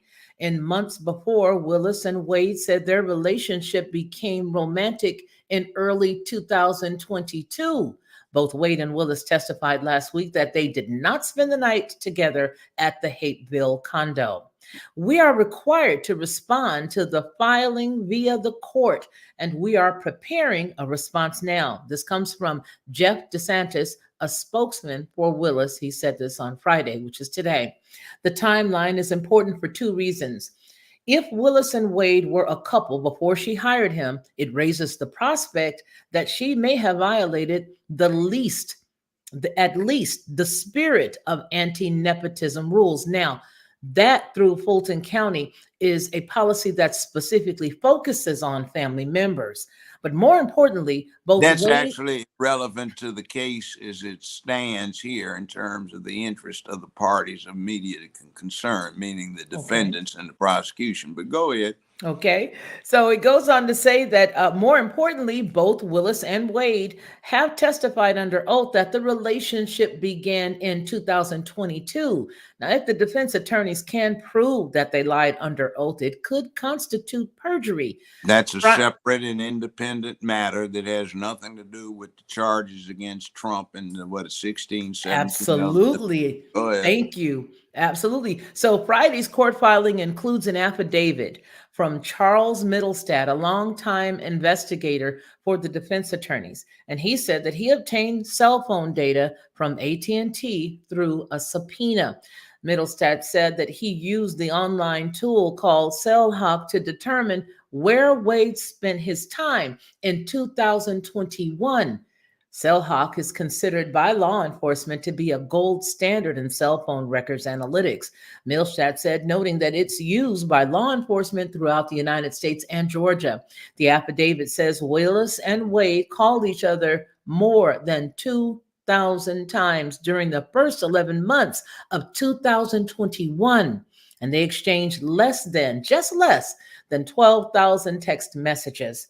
Middlestat also said that he focused on when Wade's cell phone connected to towers near Willis's Hapeville address for extended periods of time, just to make sure that he was stationary and not transit, not moving around. That goes to perjury and some other things. That also goes to another thing, too. There's another conflict here that may expose Wade and her to criminal liability to the state of Georgia. And that anti-nepotism thing only deals with Georgia. It has nothing to do with Trump et al., meaning et al. Is the other series of defendants.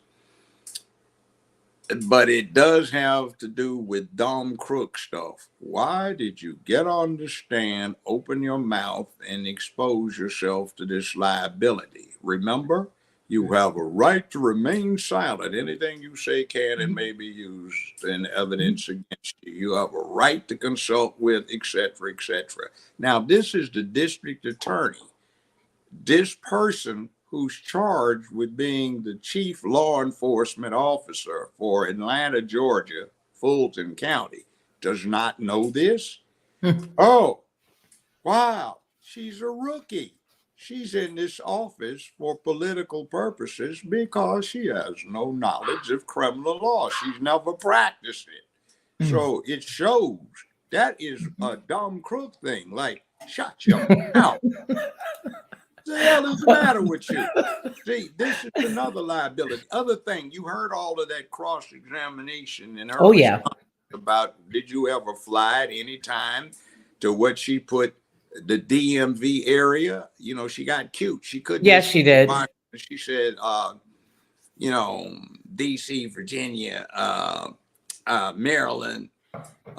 You know, what's going on here? Why you want to throw that? Were you ever in D.C. at the same time? Now, remember their filings in this divorce proceedings that are part of a court of record of the state of Georgia. Correct. That might contradict that. As a matter of fact, some of them were posted last month on Twitter, X now. Mm-hmm. And it's interesting the contradiction that's revealed with that. Now, back to this thing with the tax lien on the property, the home. Okay. It's subject, the representations are subject to federal penalties of perjury. Now, one of the things that you have to worry about that is this, when you deal with the feds, that's a whole different order of business. See, you can tell the state police and everything, I don't know what you're talking about. Man, you crazy. I don't know nothing about that.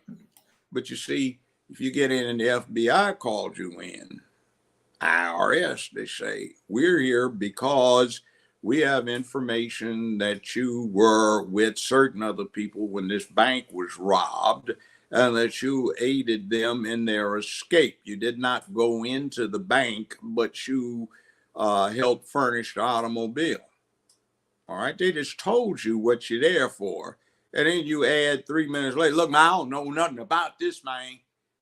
Well, they just told you what it was about, so you know something about it. So what happens is you go and you have a trial. I'm representing you maybe, or somebody else is representing you. And they've got 19 counts on this indictment, and you get found guilty on 18 of them because smart legal counsel kept them from being able to prove beyond a reasonable doubt that you committed the crime.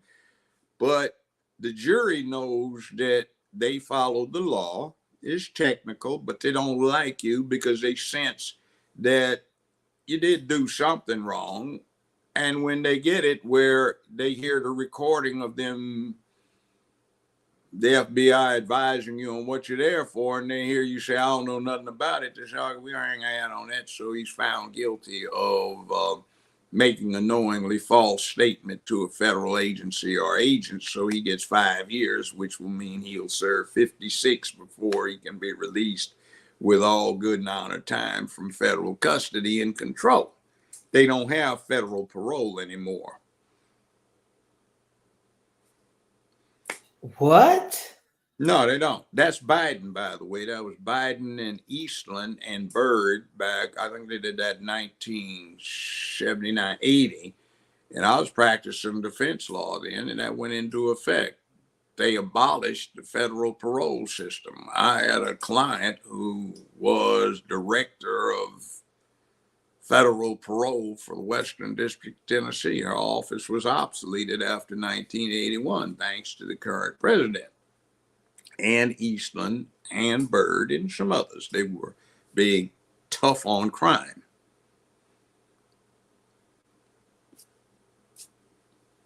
Idiots. Anyway, I want you to help me understand this because this guy, and by this guy, wow, I'm going to table that in the back of my mind because, wow. So I want you to explain this for me so that I really get it, because it appears that Wade constantly goes back, double back, mess with paperwork. And I would love eventually to talk about. Let me tell you what he's doing. Yes, please do. See, perjury is interesting.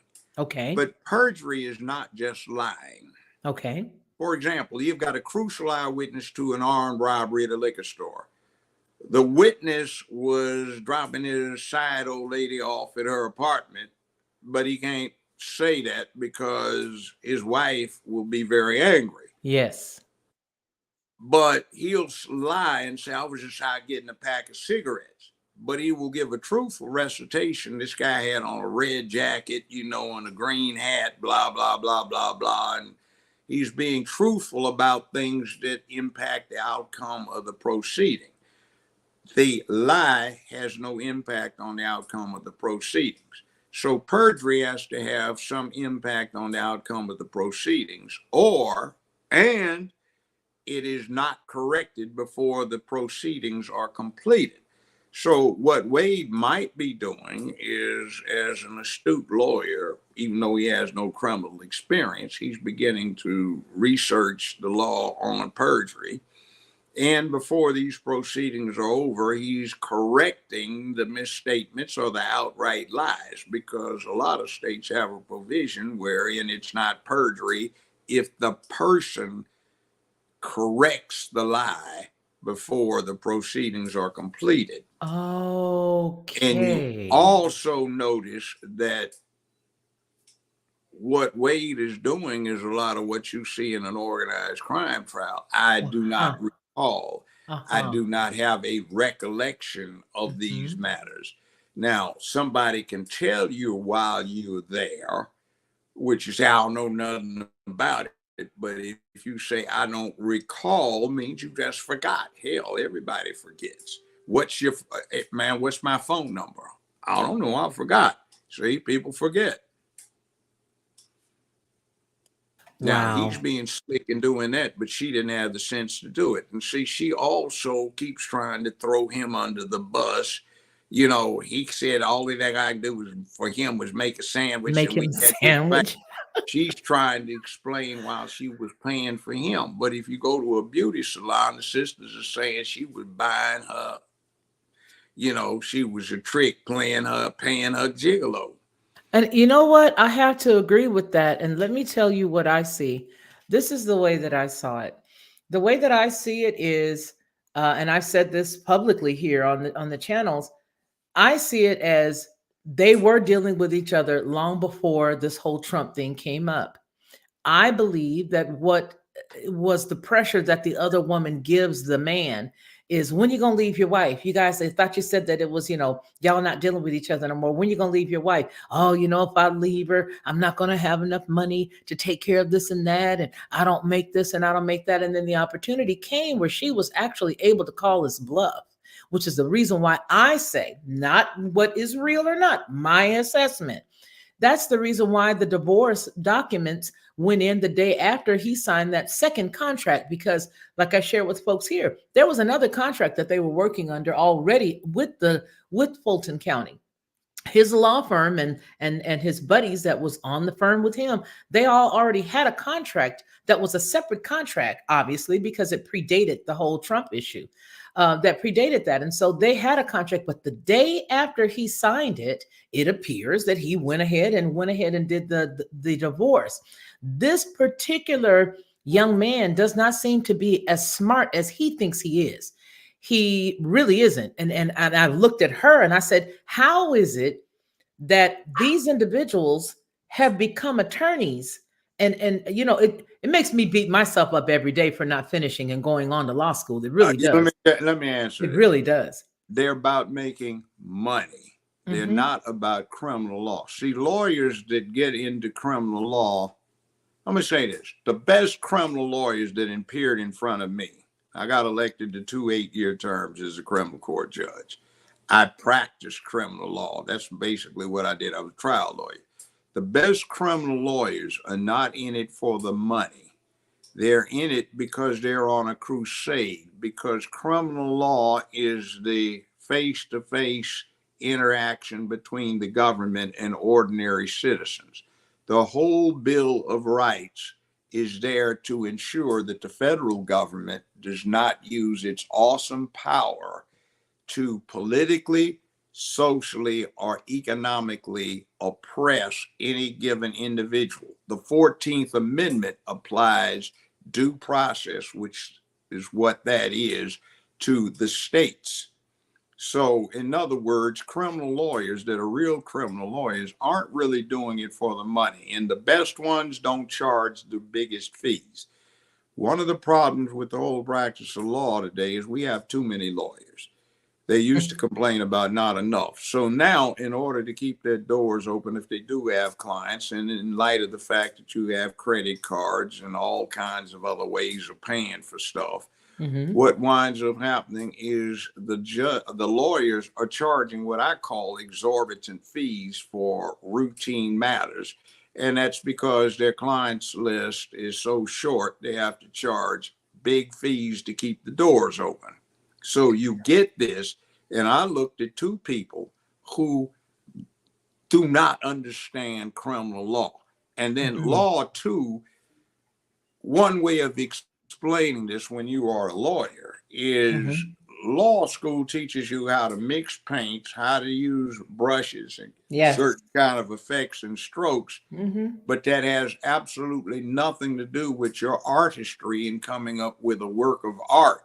In other words, you could know as much as Michelangelo did when it Leonardo da Vinci or Rembrandt or whatever, when it comes to how to mix paints and use a paintbrush, but no way does that say you know how to deal with their art. So a lot of these people are inartful.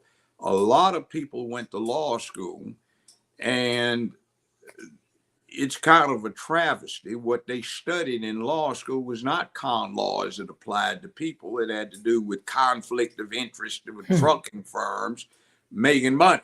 And I remember this. I took the Tennessee bar more than 50 years ago. And the thing that was interesting about it is the part of the bar that it was mandatory that you pass. Yes. In 50 years, I've never had a case that deals with it. Criminal law, torts, all of that. You didn't have to pass that part of the bar. They gave it to you. It was an option thing, so to speak. So what is that? So that's what you're getting here. It's all about the money and not about the principle. They're not being missionaries trying to ensure that the American system of justice, equity, equality, fairness, and fundamental operation of the law, where the law controls things, not an individual, that has passed, and they front it off. And I am astonished at the ignorance of mainstream media. I am really astonished. They have I am as well. and they have no experienced lawyers. The court system is filled with that. There's one person on a federal district court of appeals whose career consisted of this.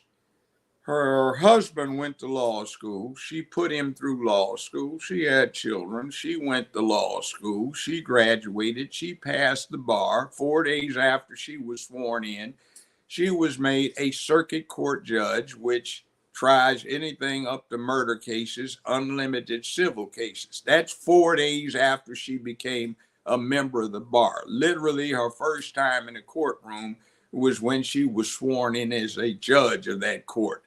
Within 18 months of graduating from law school, this same individual was made a federal district court judge, and now it's on a court of appeals as a federal justice. And that person has never been in a courtroom as a lawyer, never filed an appeal, never settled a case, never had a motion, never interviewed a witness. And that's what you have running the law. And it is replete going up through the entire system. Now, that is bad enough. The other one is advertising. Now, I confess I used to do advertising. I don't, because you got a lot of feminists in some of these law firms after I'd been doing it for 5 years. They didn't like what I said, so I don't do that anymore. But you have people who have these slick advertising campaigns that basically I said, I want to see more than that. I want to see a track record. But you have these slick advertising campaigns. They've got a lot of clients, and they don't know what the hell they're doing because they've never been in a court. And when you, try the case. And what is that about? Imagine you get a referral to a doctor. You got a problem. You're ill. You're hurting. And you see the medical license on the wall. Now, you presume this doctor has been through the hot and heavy thing of being an intern and a resident. And he's got hundreds or thousands of patients he's seen in intense circumstances, and he has learned his trade. What would you think if this person has never had a patient as an intern or as a resident, and it's all out of books? You wouldn't feel too confident, would you? Not at all. I would absolutely run. Well, see, that's the problem with today's lawyers. They have Mhm. no experience. Well, Mr. Wade doesn't have criminal law experience. Miss Fanny's daddy, John Floyd, not the one that's also named John Floyd that's on the prosecution team, he said, I've had at least 1,000 cases, trials. I've had several thousand trials. Mm-hmm. And see, I'm looking at somebody that is a DA with 3 or 4 or 5 appearances in criminal court. What do you know? You're a rookie. That's right. You have somebody in charge of lead counsel for prosecuting probably the most infamous, most publicized criminal case in the country, where all of the spotlights are on you, and you're a rookie. Mm. And by the way, there are a number of attorneys that are being touted as civil rights lawyer, this, that, and the other, an expert, and they settle cases, but they've never been to trial. So Never been to trial. And that makes all the difference in the world, whether or not the person has gone to trial, because it's easy to make what I call, like negotiations or whatever. You can go in mediation and you can make negotiations, but for you to actually be able to go to trial, it's the artist that you spoke of. It's that you cannot learn, something that's well, let me not innate. interrupt you, but it's even more important than that. I'll give you an example. There is a friend of mine, Mm-hmm. hell of a trial lawyer, but I trained him. He's dead now, died congestive heart failure a few years ago. He was just practicing and he came running down to me. This is in the 80s. I was practicing too. And he said, Joe, what am I going to do, man? They offered my client 10 years. He says he didn't do it. He's not going to take that offer. He said for trial today. I couldn't work anything out. I said, well, go up and tell him this. So he ran up, came back down about an hour, half hour later. Look, they said they reduce it down to 8 years, but he's not going to take that. I said, okay, tell you what, I'll be up there. So when I went up there, the judge said, well, Mr. Brown, do you need to reset if you're going to assist Mr. So-and-so in this case? I said, no, sir, not necessary. We'll be ready for trial, whatever the court's disposition is. I am advised that the court is thinking about 1:30 this afternoon. We will be ready. And if the court would be so kind as to bring over some prospective, see Mr. So-and-so, give him a call, we'll be ready to go. So they dropped the offer down to 5 years right there. Well, after lunch, when we showed up, they dropped it down to 2. I said, let's go, rock them up, seat them up. And you know what it did? Your Honor, in the interest of justice, the state recommends that these charges be dismissed. Hold on, Your Honor, one moment.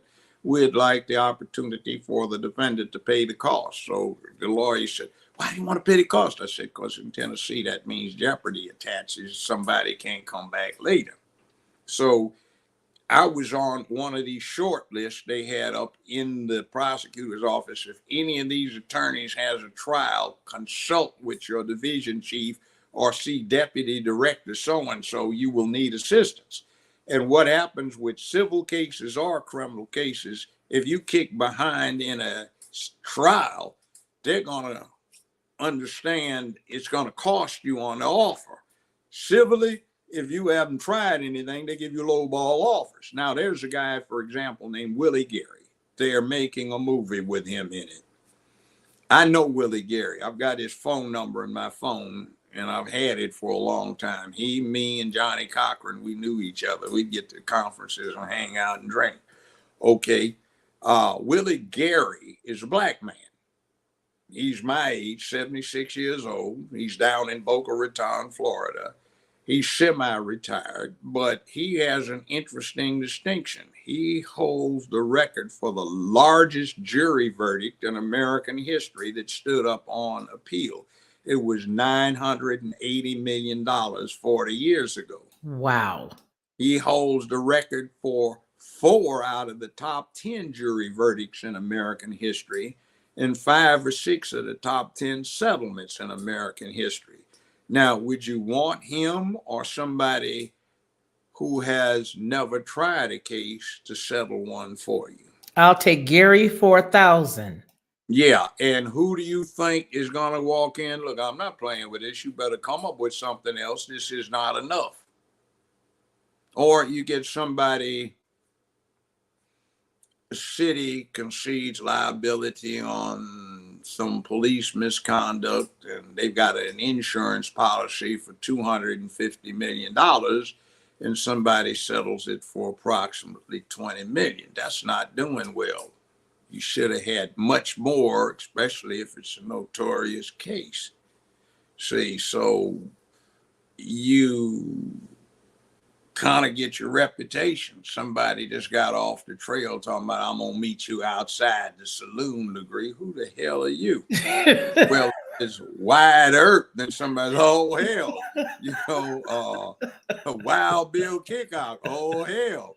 You know, I love it. Bill, oh, hell. You know, Matt Dillon, you know, Matt Masterson, oh, hell. You know, that makes a difference between who the devil are you, you know. Well, Judge, I want you to take a look at this right here, because this is what Nathan Wade did. He tried to block the former attorney's testimony. Just into our newsroom, a new twist in the ongoing court battle over whether Fulton County District Attorney Fani Willis and Special Prosecutor Nathan Wade will be disqualified from their case against former President Donald Trump and several others accused of interfering with Georgia's 2020 election. So today, Nathan Wade, he actually submitted a new court filing asking the judge to counsel what could be a pivotal private court proceeding. Investigative reporter Zach Merchant has been following this case from the very beginning. So Zach, what does all of this mean? Well, guys, it's important to not get lost in the legal jargon. At its core, this filing gets to an essential part of the defense team's argument as that team seeks answers from a witness they consider key to their efforts to remove both DA Fani Willis and Special Prosecutor Nathan Wade from the case. That witness, Terrence Bradley, Wade's former law partner and one-time divorce lawyer. At last week's hearing, defense attorneys spent hours trying to get Bradley to answer when Willis and Wade began their romantic relationship.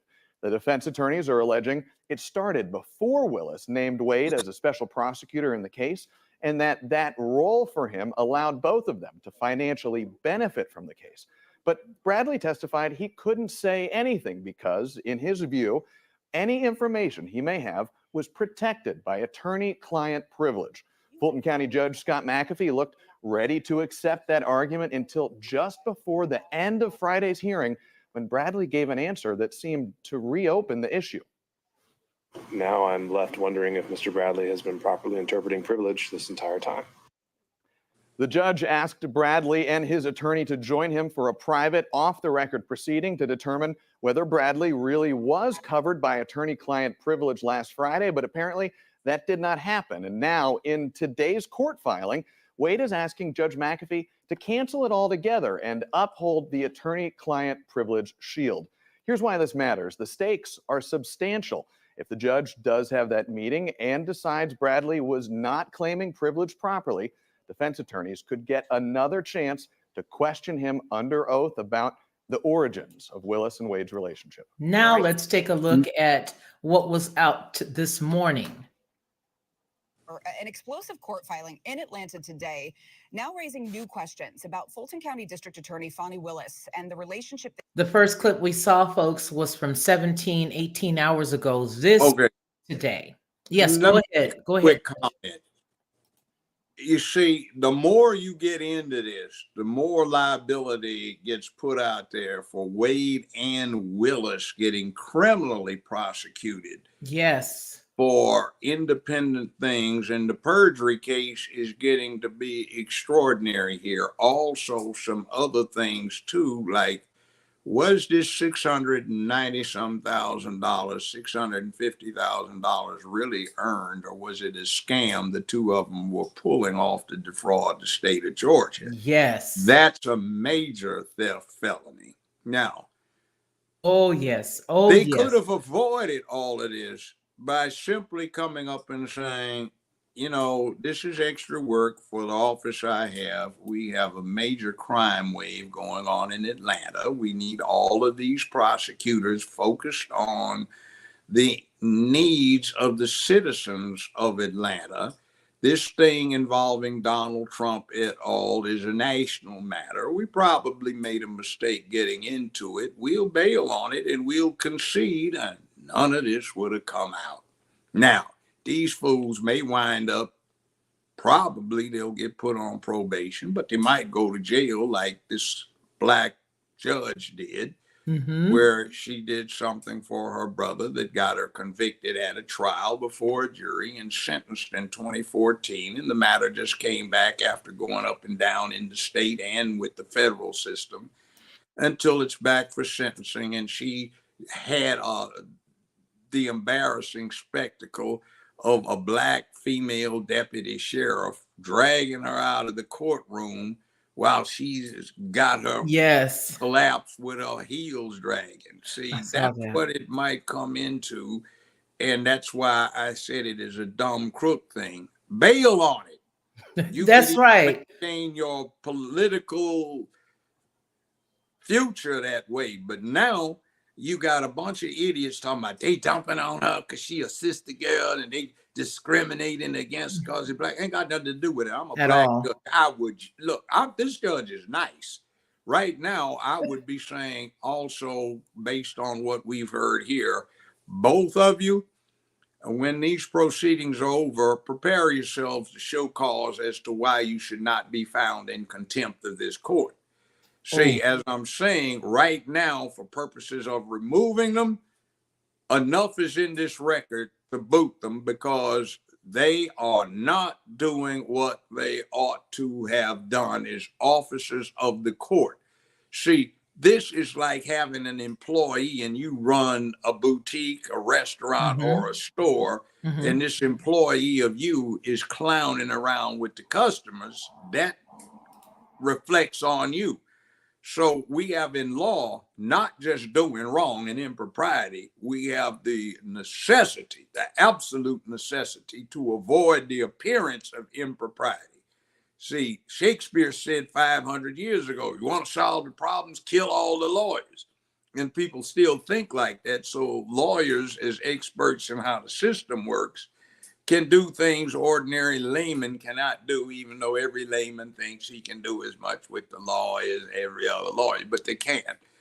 And bottom line is we have to maintain a certain degree of public trust in the institution of law and the courts. So we have to avoid the appearance of impropriety. And this stinks to high heavens. There is no way that what we've had here with the polarized nature of this mess, for somebody, a significant portion of the population, to you lose interest in even thinking about this being an upfront institution.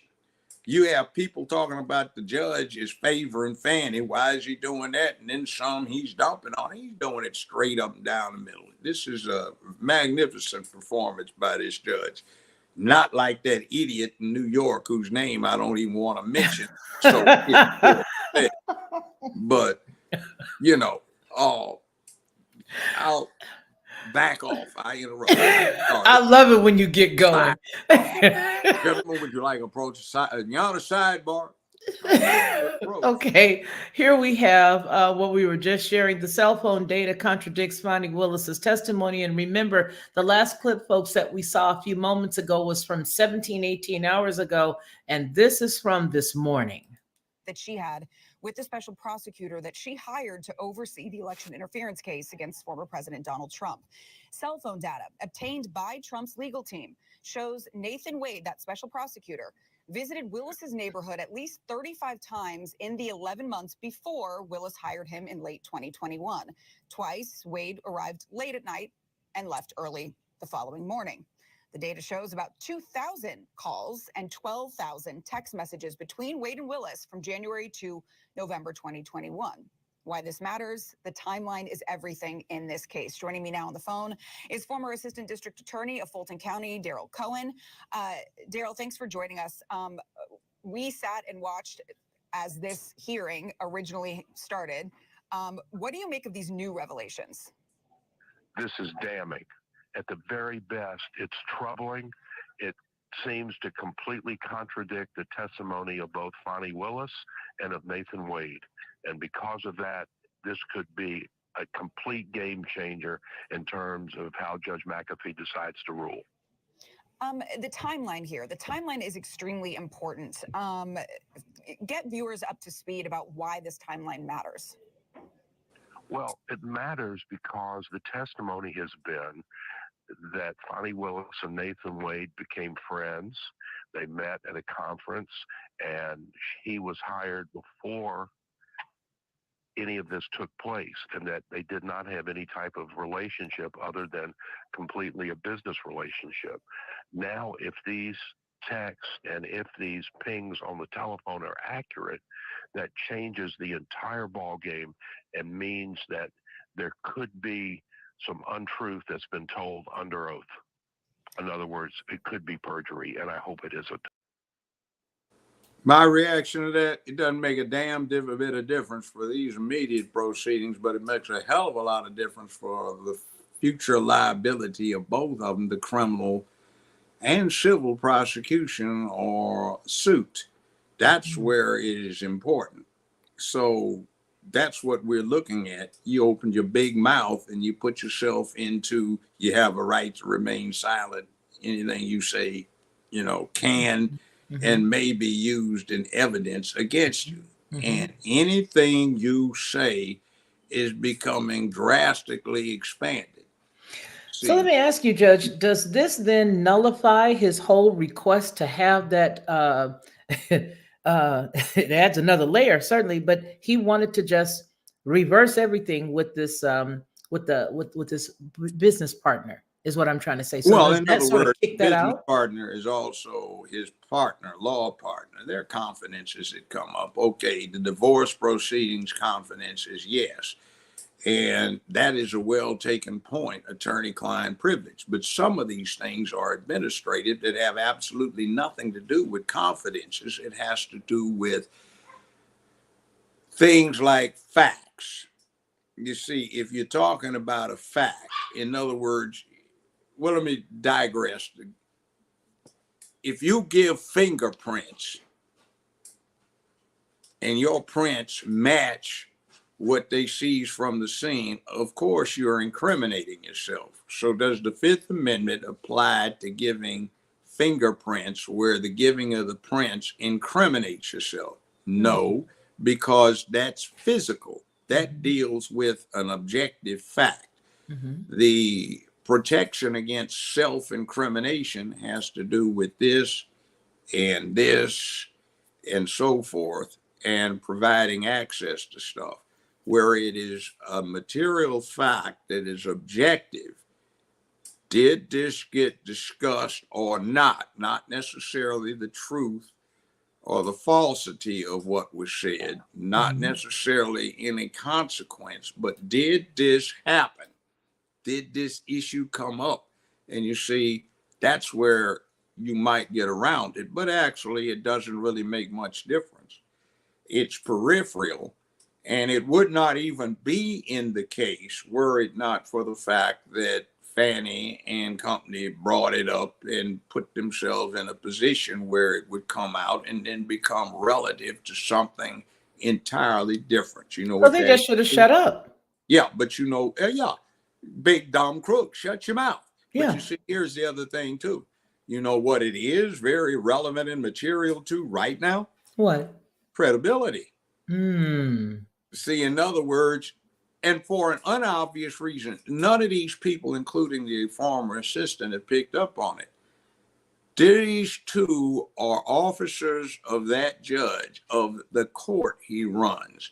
So if it's a matter of credibility, what does the court look like if its representatives and officers cannot be trusted and are in fact unreliable and in fact make misstatements? See, one of the things nobody has done and that I would do, I'd stop it. Stop. You, Wade or Willis, as an officer of the court, I want your report, which means we take it out the realm of the Fifth Amendment and we get it into, do you want to keep your law license? Okay. You will answer, or I will lock you up for contempt. If you take the Fifth Amendment, you don't have to, but your law license is going to go poof. Your situation with this court is going to go, you can exercise the Fifth if you want, but you say, you take the consequences, which are something else. You're acting as an officer of this court, and it is obvious that anybody listening to this is going to be wondering about whether you're telling the truth or not. Absolutely. It should be no such. It should be that if you say it as an officer of the court, I can take it as a fact. In other words, if you as an officer of the court tell me this, it's like I saw it. I eyeballed it. In other words, I saw the witness was testifying in front of me. If you as an officer of the court report it, if you say you did this, you report it.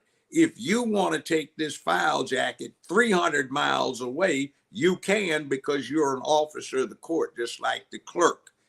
See, that's what's going on. So at this point, the judge has enough to crucify somebody, but the problem is right now, you get into this, a bigger picture. If this thing stays with this office and a jury is trying Trump, you see, in the back of their minds, everybody in America has heard this. These people that are prospective jurors are not up for in a pool where they may be told, do not watch the proceedings. It's like Daddy's Floyd testified when somebody tried to jump him. Did you discuss this with somebody else? Yeah, I did. Well, how can it? Well, look, nobody read me the rule. It's called a rule where you get ordered not to discuss the testimony with any other witness. And he says, I'm not under subpoena. I'm not now. He said that.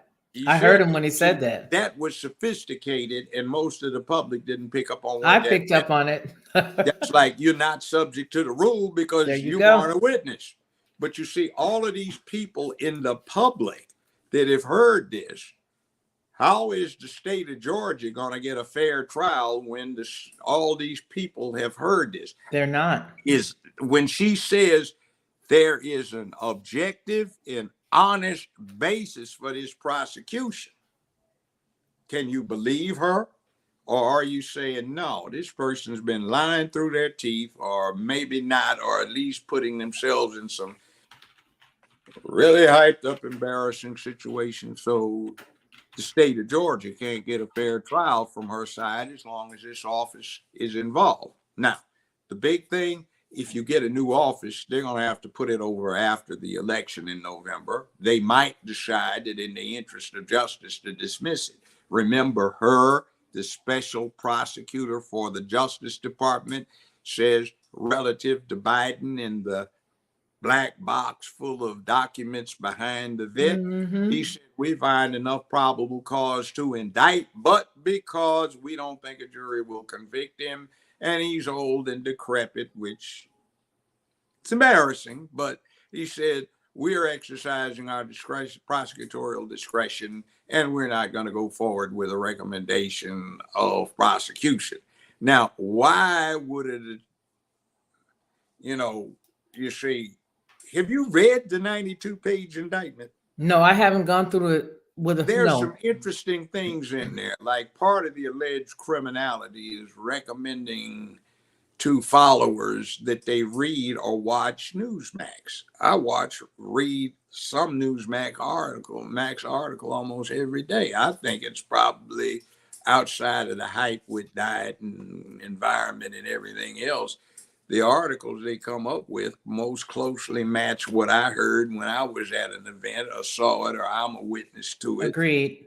And my analysis of it, because I hear all of this stuff that assumes Trump is a devil, Baba Yaga, Russian boogeyman, and he's inherently evil, but I don't hear anything except he's evil, therefore you can't. He's evil, therefore we should. Well, what do you base this on? He's a racist. Well, the worst racist I've heard in a long time was Joe Biden, and I was there, and I I'm heard with you on that one. starting 52 years ago when I heard him make a speech where Byrd was present, Stennis was present, Eastland was present, Faubus was present. I think Wallace had been put in a wheelchair. No, he hadn't been. So Wallace was there. And I heard one of the most racist speeches I've ever heard. 5 years later, he got in trouble when he said it and the newspaper reported it. But I heard it, saw it. Saw some idiot with a ducktail looking like he was in the 1957 motorcycle gang. But you know, this was in 1972, and he was saying Negroes, and everybody was saying black or Afro-American. But, you know, he knew his Negroes. He said that during that speech. He'd been campaigning. I know the Negro. You need to have me in to handle this Negro problem because we've got H.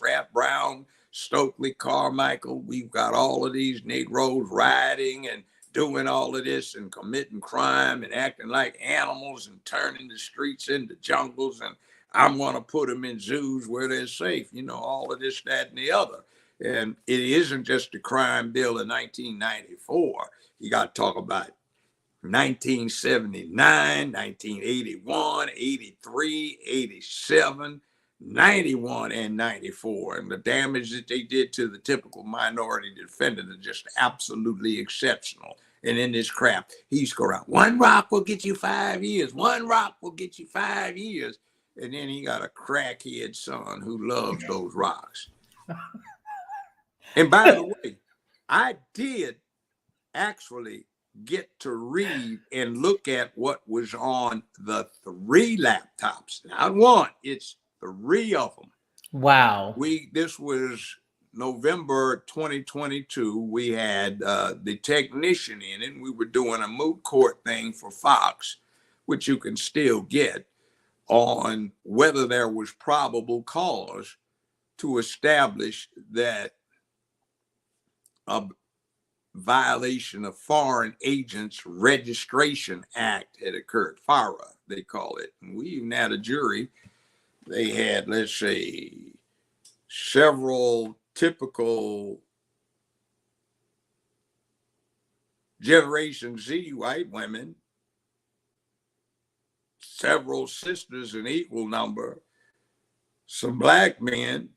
If there was a shortage, I think it was white men on the jury, but they found probable cause, and we were looking at those laptops. And this clown actually had some White House tapes on that laptop. The technician had downloaded them, tried to get the FBI interested in it. They weren't. His father was in national security with the military and was alarmed when he reviewed it. And they wound up getting one of Trump's lawyers to look at it because the stuff was so dangerous. Now, eventually, after you download it, there was a 6 a.m. raid by the FBI where they seized them. But he downloaded it, and Giuliani and other people and the European intelligence community got it. We looked at it, and the White House tapes are not just voice. They have video, and there's some stuff in there that's extraordinary. I mean, that's aside from the salacious stuff. He's, let's put it this way, well hung, and he thought he was a porn star, so he was trying to do amateur porn movies with some interesting sex partners in there. So aside from that, the emails back and forth between himself and his father, where the father is inquiring, did you get your clients to look in the box? They might find what they're interested in. And then we found out at least 42 occasions there were people that the Secret Service now refuses to identify who were noted as being of foreign citizenship who visited.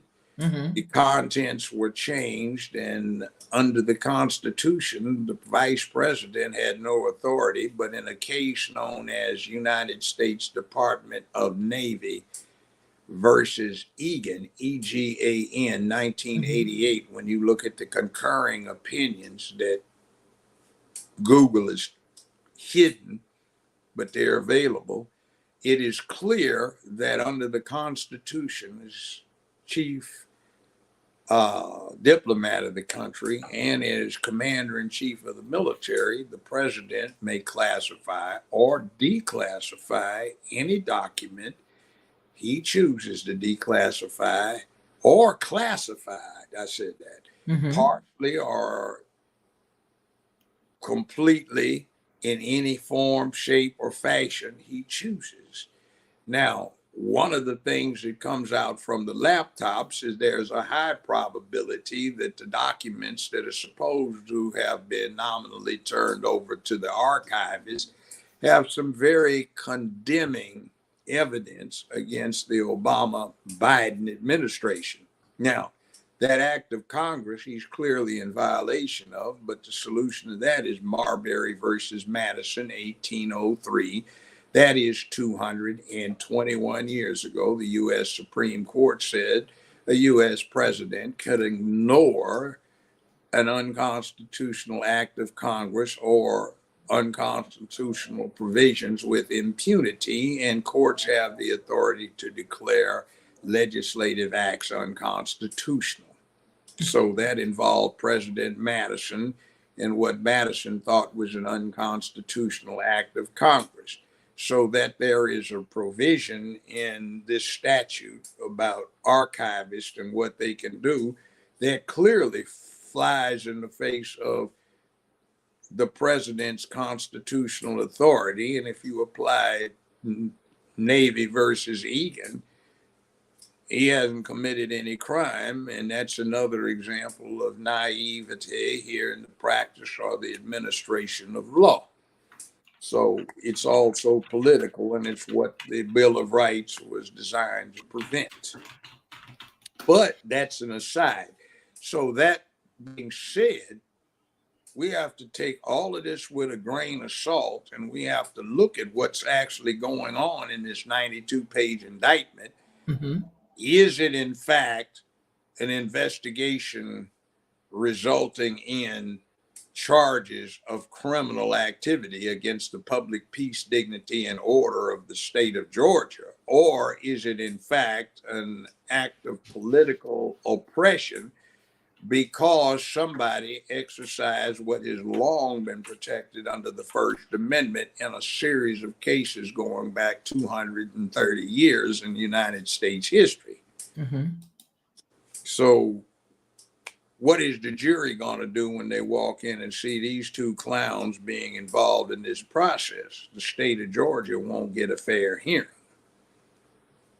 So they basically muddied the water completely. I wanted to ask you also, because of the relationship between Fani Willis and the judge, why didn't, I don't know why they didn't recuse it. That happens all the time. Yeah. And then I looked for a change of venue at least. Well, yeah, but you see, that doesn't count because it's like, okay, you ever run into any of your colleagues, go out for a few holes of golf and they put $500 a hole down, or, man, you can't play tennis, man. I can show you how to play tennis, man. I'm Arthur Ashe, man. And then they go out and big money on the outcome. So you can be acquainted and be serious rivals.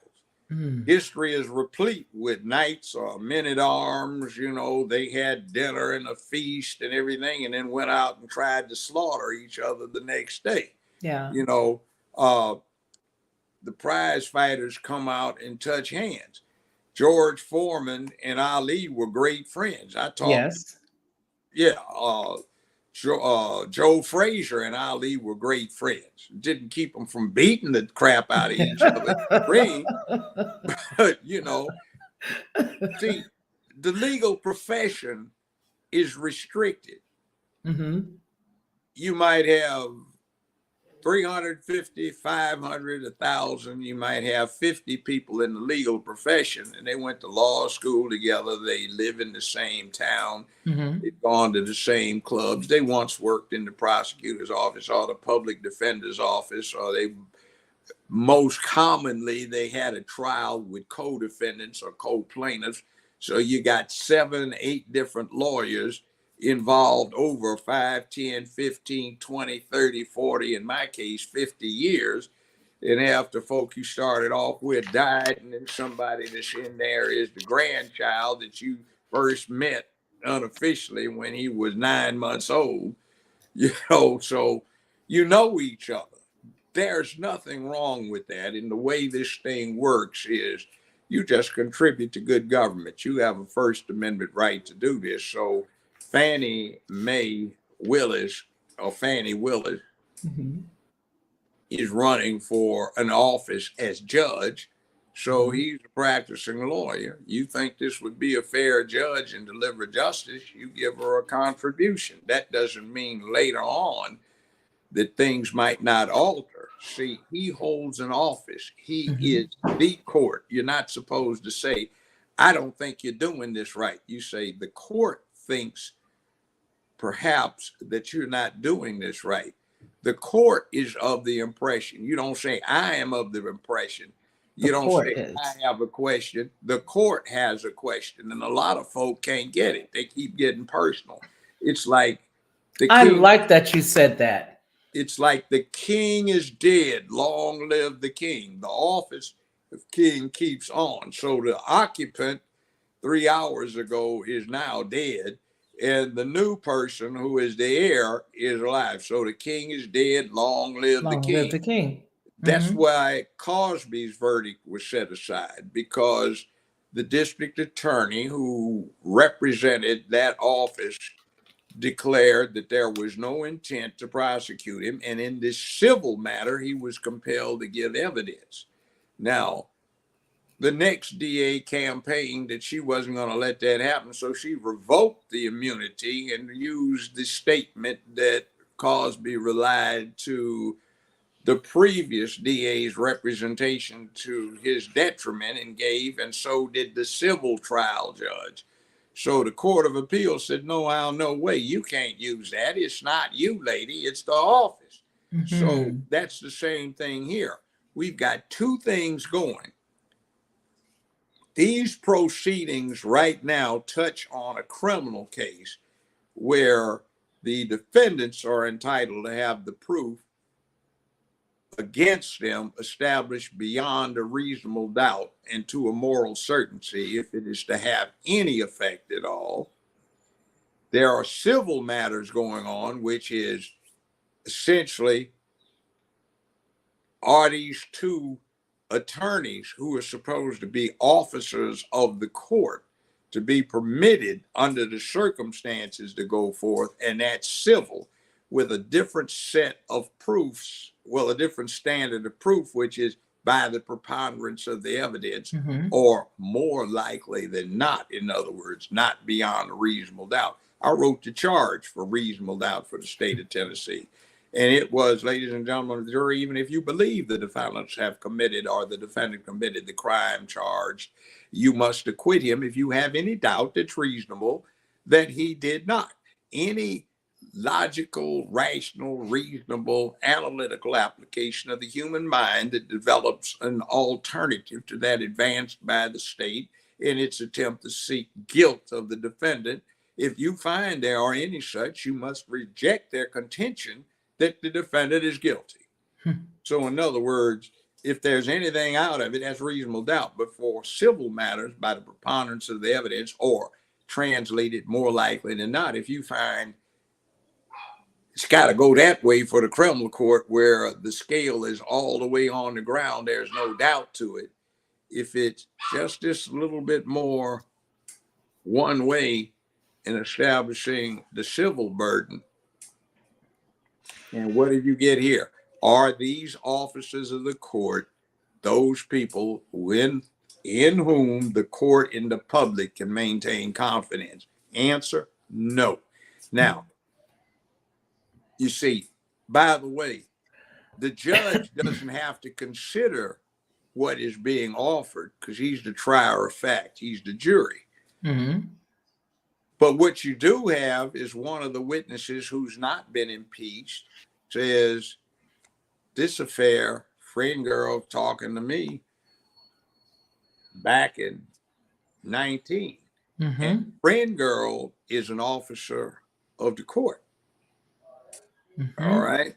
Now, you have this other proof in there contradicts, but Yes. then you get into stuck on stupid. You had to open your mouth, and instead of saying, all right, we concede, we've had this relationship, it's improper.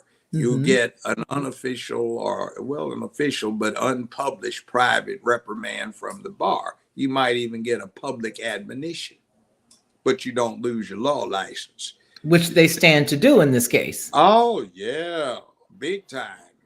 And see, you are also stuck on stupid. Look, this man was president of the United States of America. You don't think he maintains connections with NSA, CIA, the phone companies, and Absolutely. all people who can flip him or tip them off on what they have? And let me say something about this, since everybody has one of these things. Under American law, if you send a text to somebody and you erase it within 48 hours, it's dead.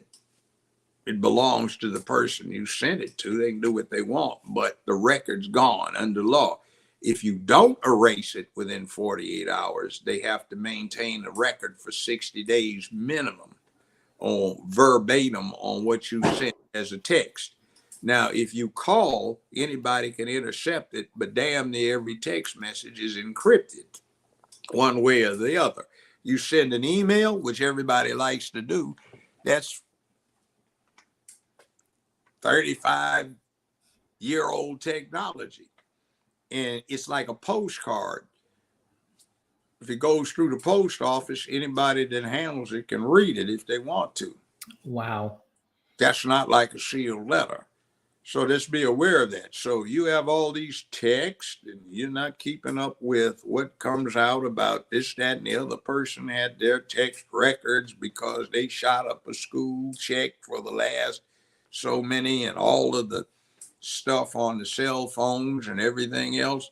See, stuck on stupid. You put your butt on the witness stand, and everything you say relative to these issues, your communications, can be verified. There are hotel records, by the way, in the DC area. There's TSA in terms of the records on who got on an airplane when and who was sitting next to who. So, we haven't heard the last of that, but that's got nothing to do with Trump at all, other than as a matter of impeachment. But it does have a great deal to do with potential future criminal liability of Mr. Wade and Ms. Willis. And this has completely muddied the entire pool, as it were. The entire swimming pool is now so full of doubt, and that no matter what happens after this, and I say it because they have so many different points. If they can't get them on, the perjury about their relationship, well, they're certainly going to have some questions about the taxes. They're certainly going to have questions with regards to Wade coming out saying, well, I used my credit card. She paid me back cash, but then there's nowhere to show me that you've taken the money and repaid your corporation. Now let me point something out too. This is a woman who testified she was broke after trying to finance her campaign, right? And okay, do you know what they pay a DA? No, I don't. Around here is less. It's around 180,000 a year. Oh, wow. So in other words, she and boyfriend get to split $695,000 so far earned in 14 months of just expense claims. And this matter hadn't even been set for trial. So they split it. That's a hell of an uptick on her income. Now, most of the time, most lawyers are not what a lot of people think, where they're multimillionaires. No, they don't work that. It doesn't work that way. It's hard earning this living. And a lot of times a lawyer is stuck with how is he going to cover the check that the secretary's got, checks, and making ends meet. And he's got all his bills. So lawyers are well off, comfortably middle class, upper middle class. Very few of them are into corporate law where they have large mega entities that make money when they have large legal expenses in terms of tax deductions. So they promote billable hours where you need to bill me a little bit more, it'll drop my tax liability. Okay. And you see, we have this civil lawyer, and civil lawyers take courses on how to maximize billable hours. So you've got a whole different process. I remember at one judicial conference, I raised all kinds of hell. They were talking about whether the minimum hourly rate to reimburse somebody handling a divorce for somebody would be $250 an hour or $350 an hour. And this was 30 years ago. I said, like the hell you do. You just authorized an application here to pay defense counsel on a first-degree murder case, where this lawyer with a doctorate degree, these requirements under Tennessee law to have had so many trials before they are qualified for appointment, you want to pay them less than they'd get working at Mickey D's. You have lost your bloody mind. Jesus Christ, Judge Brown, we hadn't thought of that. Thank you for bringing that to our attention. See, so you have $695,000 yes, already paid out, and we have not even set the matter for trial. You're talking about somebody making several $1 million courtesy of Fulton County in the state of Georgia out of this for a broke, busted DA who's got a Dodge going. Is it a false Dodge now that they've broken up, or are they still exchanging money? Are they sleeping together, or is that something that's just supposed to be on the wayside because the divorce is getting hot and heavy? You see.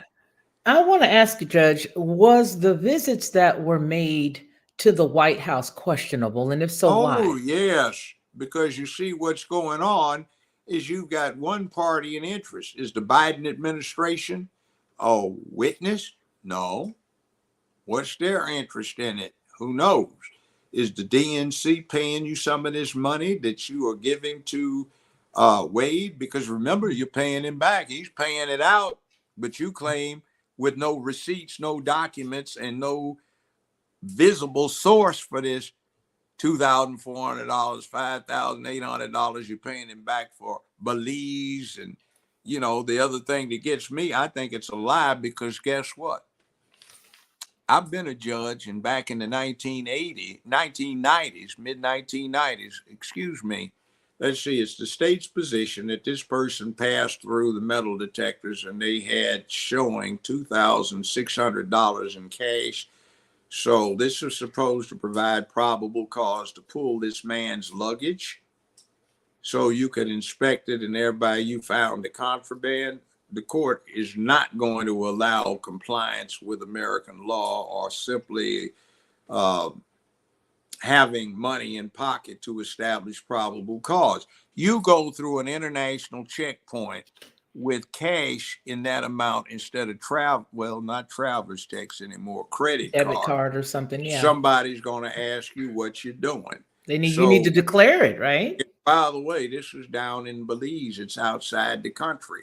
So you see, when you walk through the metal detectors, they also pick up the Mylar strips in 5, 10, 20s, 50s, 100s, etc. So they can count how much money you have in the pocket. That's sometimes why they sit there and look at it. Now, this was 30 years ago they were doing this.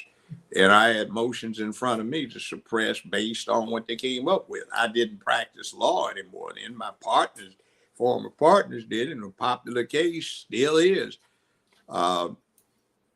John Doe versus $8,624 in American currency. Why? Because they'll seize it and let you explain how you got it. Now, you have 10 days to, maybe 10 days, I'd say, on caution, 15 maybe, to make a claim to get your money restored, because they sure will snatch it. So how do they manage to have these large sums of cash? And you walking around, and the other thing was preposterous. She claimed she paid cash at the restaurants. Now, today, you carry cash to a restaurant with the high crime going on in Atlanta, Georgia, and you don't have a MasterCard, Visa, American Express in your pocket to pay for this. I mean, it's one thing if somebody says, I want reimbursement, I put this on Visa. You don't have any of that. So you have somebody saying cash. Now, I know John Floyd, daddy. He made a mistake because we used to talk about this back when and make jokes about it in the student union. It's called back money. It ain't a black thing, it's a woman thing. Translation, what they're talking about is back money. What that is money in the cookie jar for a rainy day. Every woman in the world understands that. America. So what it is the joke at the time was when a guy said he's broke, says he's broke, he's broke. When a woman says she's broke, she's just down to her back money. See, that got nothing to do with black. He was trying to help daughter out, but I think it was something that was a little excessive. It didn't go over well. Well, you know, Judge, they just came out with CNN just came out and said, well, hey, listen, we found a server that was in Napa Valley, I believe. You guys in the chat, correct me if I'm incorrect, if it was not Napa Valley, that says that server said, I remember waiting on them, and she paid in cash as if that was going to save them. I feel like there's so many makes people. It worse. It makes it worse because they're trying so desperately to make this thing stick that if everybody just lifted up their hands and backed up, they could have been done with this, as you stated earlier, and as I shared last week with the chat. And my impression, just as Judge just said, all somebody had to do in the very beginning was say, yeah, this is how I saw it. Yeah, we were messing around. And I have to be honest with you, now that you bring this up, we did. Was it a bad situation? Should we have maybe thought about it a little more? We should have. But yes, we were dating. We will step out and let the rest of the team go. Or we lay at your mercy, however you want to do this. Do you want us to leave? Do you want to keep the rest of the team? Do you want to bring in somebody else? However you guys want to handle it, we'll be transparent and honest and say at this point, we just need to back out. There's another issue. Let me add Go ahead, please. Now, the typical person out there would say, yeah, well, that just backs her up. She's telling the truth. You spent cash in Napa, California. Come on now. For a restaurant tab. Why did you do that? You know what? From my experience representing a whole lot of criminals over the years and presiding over this stuff as a criminal court judge, you know what that indicates? What? They had cash that came in under the table they couldn't put in a bank, so they had a lot of extra cash in hand, which indicates they were involved in kickbacks, bribes, criminality. They had money that they had not yet been able to launder. When she pays him back, she's supposedly paying him for something. He can put it in the bank. He's the one that receipted everything. She didn't. So the bottom line is she can't, because she doesn't have that much income. Less than $200K is her salary, probably closer to $160,000, $180,000. So what the devil happens with you getting all this money? You pay cash, you pull it out of your purse. And remember, she's worried about getting jacked up too, because how many times did she testify about her security waiting out front? So you're going to say you had $15,000 in cash in your house. Where did you get it from? Where did you get the cash that you're spending on a restaurant tab? I mean, who pays cash these days? Especially to the tune of $400. Yeah. And listen, as a woman, and as she wants to run and say black woman or, whatever. As a woman, if I got to pull out $400 to pay for a meal, I am totally not doing it. I'm just going to be honest. If a man and I are out, I'm not pulling out no cash, and I'm not pulling out nothing. That's just me. That's laundry. In other words, both of them have a lot of cash, and they are trying to spend it rather than putting it on credit cards. Absolutely. Why? because he and his wife were going through an acrimonious divorce, and there's alimony and all that other stuff. You don't want it on his credit card where she can drag it up like she did to hotel accommodations in other towns. Now, Judge, before, I've got maybe one more big story that I want to ask you about. And in this particular case, before we close out this, I want to say this and let you chime in. This whole entire case, as it has now evolved, because what started out just dealing specifically. Wait a minute, it's not a case yet. Well, not a case It's yet. a hearing on the a circumstance, technical the hearing. No, it's a hearing on an administrative motion. It's a hearing on an administrative to motion. remove the district attorney's office and Mr. Wade. Okay. It's It started out as this, but now they've woven it into this big tapestry of nothing but things that they can all be attacked and poked for and taken away for and losing their license for. And it really does not make any sense that they would have opted to do the things that they've done, because now they've opened up, because of the perjury piece, they've opened up a bevy. I mean, it's like a Pandora's box of stuff that can potentially harm all of them. Now, there is something that I don't understand, and it's nothing to do with them, but it has everything to do again with Trump. And what I've shared with everybody just recently was, I believe that when we're looking at this, we can put ourselves in the position of John Q. Public, because some would say, well, I don't care about them sleeping together, and I don't care about this, and I believe that Trump is this and that, and I don't want to talk about any of these things because that's their lives and has nothing to do with me. I think that it's precedence. Whenever you can have a circumstance like this take place and you don't learn anything from it, it could be that if it wasn't them, it could be you. So now they've set up this nice little foundation for what can happen if. And by this, I'm segueing now over to none other than Letitia James and Judge Engoron in New York. A lot of people wanted to understand, how could Trump have to pay $355 million for a victimless crime? Another portion and question and statement has been, how can Engoron then go on to say, hey, listen, here's another issue. I don't think your, and I want you to help me with this one, I don't think your property is worth that. I think you're inflating those numbers. And because you're inflating those, come on. Let me go right there. Come on. I write you a check, personal check. You take it to the bank, you cash it, you get your money, you're happy. Enterprising DA doesn't like me, comes in and says, Joe Brown wrote you, doctor, a bad check. No, he didn't. I cashed it. I got my money. No, he didn't. He wrote you a bad check. We're going to indict him. Oh, we're not going to indict him. It's a civil matter. We don't have to establish probable cause. All we have to do is make the complaint. You don't have to convince the grand jury of anything. And in front of the civil proceeding, in front of an idiot judge, you come up with, he wrote this woman a bad check. And I call you. You get on the stand and say, I got the check. It was not post dated. I took it to the bank, your bank, and I got my cash. I'm satisfied.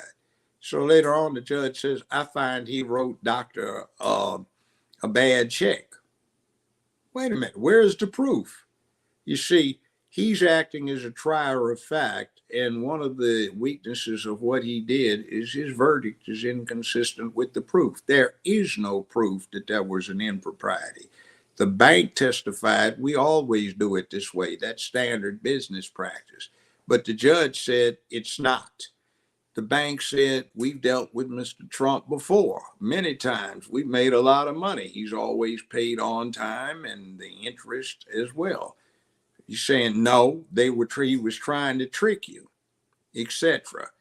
So where is his proof? This is something he chose to interject. And from my look at it as a jurist, I'd say he's one of these compromised hacks who is looking at the possibility of getting an appellate appointment and a job for life. And he doesn't care because he's got a political agenda. Now, next thing that goes in, he says Malargo, the golf course, is way overflated. It's only worth $18 million. Well, there are vacant lots around the golf course that are going for 10 plus million. And the little bungalow around the place is 18 million. So what about the country club? Where I lived, there was one down the street, $65 million that was paid for 25 years ago for that. And it wasn't anything like looking out over the glorious ocean. They had 11,000 head of cattle on 36,000 acres. Wow.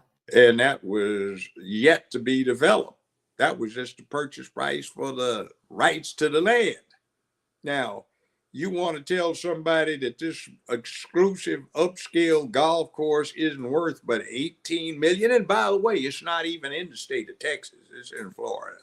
It's Correct. just part of the collateral.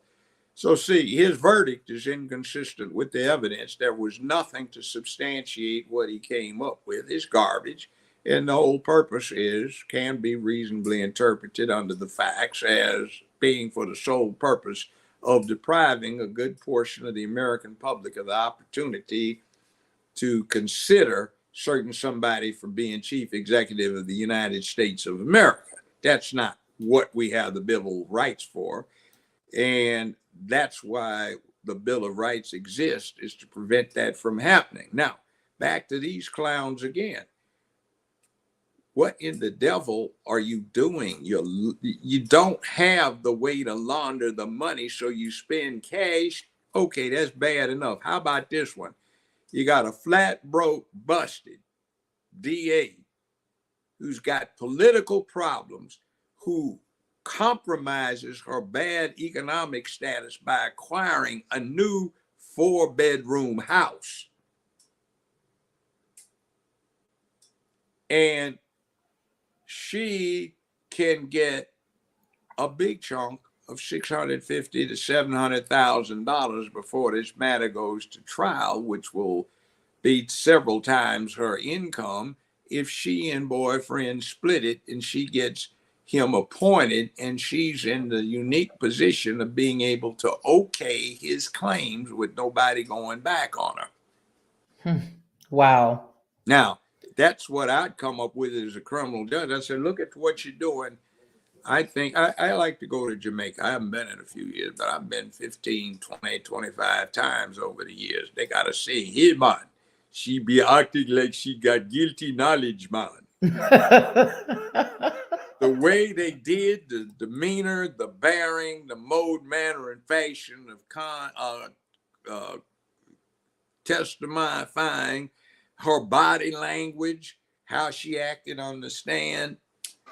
Oh, yeah. The juries are instructed to consider those things when assessing credibility of the witness. And in my experience, that's associated with somebody who's trying to use bombast to cover for some wrongdoing. So I'm thinking, hey, she needed the money. She appointed boyfriend. He has billed with no criminal experience at all. None. No trial work so far. Let alone any RICO experience. Yeah. Almost $700,000, and you want to tell me with all this cash changing hands that she ain't getting a piece of the action? That's kickback, which is a crime, by the way, felony.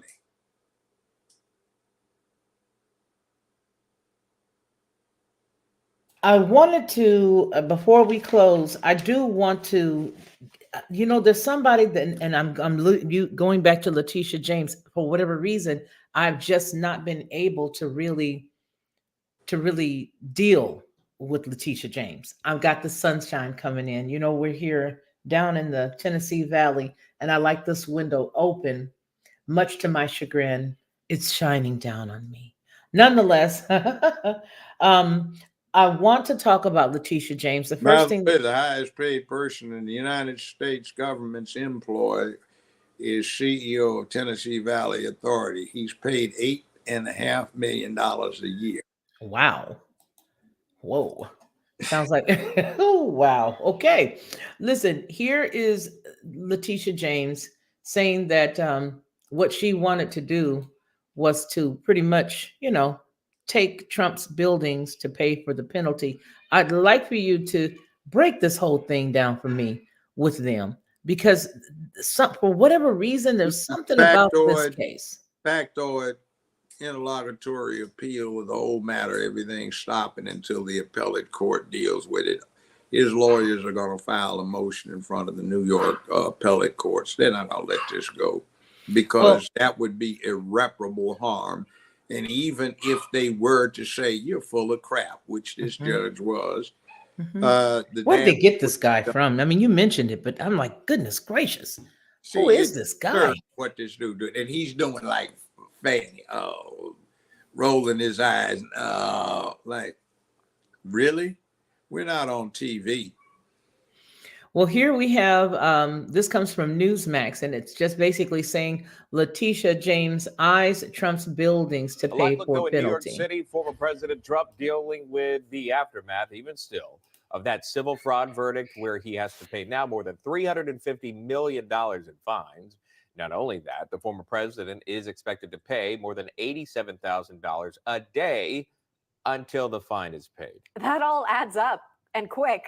Host of Sunday Report, John Glasgow, joins us now live. Now, John, despite the judge's ruling, Trump appears to be getting some good financial news. What can you tell us about that? Yeah, you would think with all this bad news, good news, what? Well, Donald Trump, he's been plotting a return to Wall Street since leaving office, but there have been years of delays in regulatory and legal hurdles. Now this is on the verge of becoming a reality, and it could make Trump a fortune. Former president wants to merge his media platform, Truth Social, with another company and then go public. If approved by shareholders, Trump would make billions since he owns 79 million shares in the company. So according to Forbes, Truth Social share was worth around $100 million last year, despite losing money since 2022. Becoming a publicly traded company, it could earn Trump as much as $4 billion as of today. U.S. regulators greenlit a controversial merger between Truth Social and a separate company named Shares of Digital World after the SEC removed that major obstacle holding the deal back. Well, stock in the Shares of Digital World nearly tripled this year and is currently trading at about $50 a share. This is partly fueled by Trump's political success in the Republican presidential primary, and now this merger progress. Trump media CEO Devin Nunes wrote in a statement saying, Truth Social was created to serve as a safe harbor for free expression and to give people their voices back. Moving forward, we aim to accelerate our work to build a free speech highway outside the stifling stranglehold of big tech. So this all comes as Trump is on the hook for that $355 million fine that the judge ruled him liable for inflating his assets. The former president now has 30 days from the court ruling to come up with the money. If Trump doesn't, New York Attorney General Letitia James says she's coming for his New York real estate. Watch. If he doesn't have funds to pay off the judgment, then we will seek, judgment enforcement mechanisms in court. And we will ask the judge to seize his assets. She gives me the willies. Stop a second. Mm-hmm. This is supposed to be another person knowledgeable of American law, New York law. She's never heard of an appeal. Thank you. It's as if it's all done, Judge. It's just the nail is in the coffin and it's all finished. We're done. Yeah, like this is a pronouncement that is unethical, and she actually is subject to bar sanction for it if somebody wanted to be strict about the application of the rules, because she is intentionally misleading the public as to what the law is, because she's trying to derail somebody that her political party has is an obvious opponent. So, in other words, she's trying to give the impression that it's all over. We ruined him. See how much he did wrong. If it wasn't something wrong, do you think we'd get $385 million? Well, if you look at her, you look at Tammy, you look at that idiot judge that handled the case. And I call him that because I think he's, and I agree, the profession. Now, bottom line is that see, that's inappropriate because there is this thing called an appeal. And, you know, that's the New York appellate courts. Then you can go to federal courts on the appeal, and there's the Federal District Court of Appeals for the Second Circuit, and the U.S. Supreme Court, and all of the rest of that. So this is a long way from going off. Like, for example, Walt Disney and ABC in 2001 got sued by the people that did So You Want to Be a Millionaire. They fooled around with the appeal until 2011, when the Ninth Circuit said, oh, we don't think they asked for enough money. We're going to make it $560 million rather than what they were asking for, $7 million. We're putting punitive damages in there. Now that's why you had the Black Panther movie and Wakanda too, because ABC and Disney were counting on their Negroes to go flock in and give great box, give cash flow so they could pay off the interest. You see where that goes, 560 million versus 385 million. And that one, this is now not 2011. This is 2024, and they haven't even paid all of the accrued interest yet. So Wow. it just doesn't work that way. So she's doing a disservice as a judicial legal officer, misleading the public. I hate to keep dancing around, but I'm going back over some notes, and I wanted to ask you something, because this has something going back to Wade and Willis. Go ahead. Interrogatories that were, no, not even the interrogatories. Last year in May, somebody other than Bradley, after Bradley was done being his attorney for the divorce, and by his, I mean Willis, somebody other than Bradley, the alleged attorney of record at that time, went in and changed documents. And now, based on what we saw last week, how does that affect Bradley? Because Bradley sat there in the court and he goes, no, I didn't sign anything. And he goes, so you remember that? Do you remember that? Translation. Georgia's RICO statute covers that, where there is a concerted enterprise to conceal ill-gotten funds and income. So it looks like somebody is trying to conceal something from the civil court handling Wade's divorce. It looks like it has a great deal to do with where this money came from. And since people seem to be acting in concert, you're prosecuting one man for a RICO violation, and you've already testified the elements of the RICO violations in question yourself that you've committed, or you implicated yourself in it and raised a reasonable inference, which is sufficient to create probable cause to return indictments against you and Mr. Wade for RICO activity.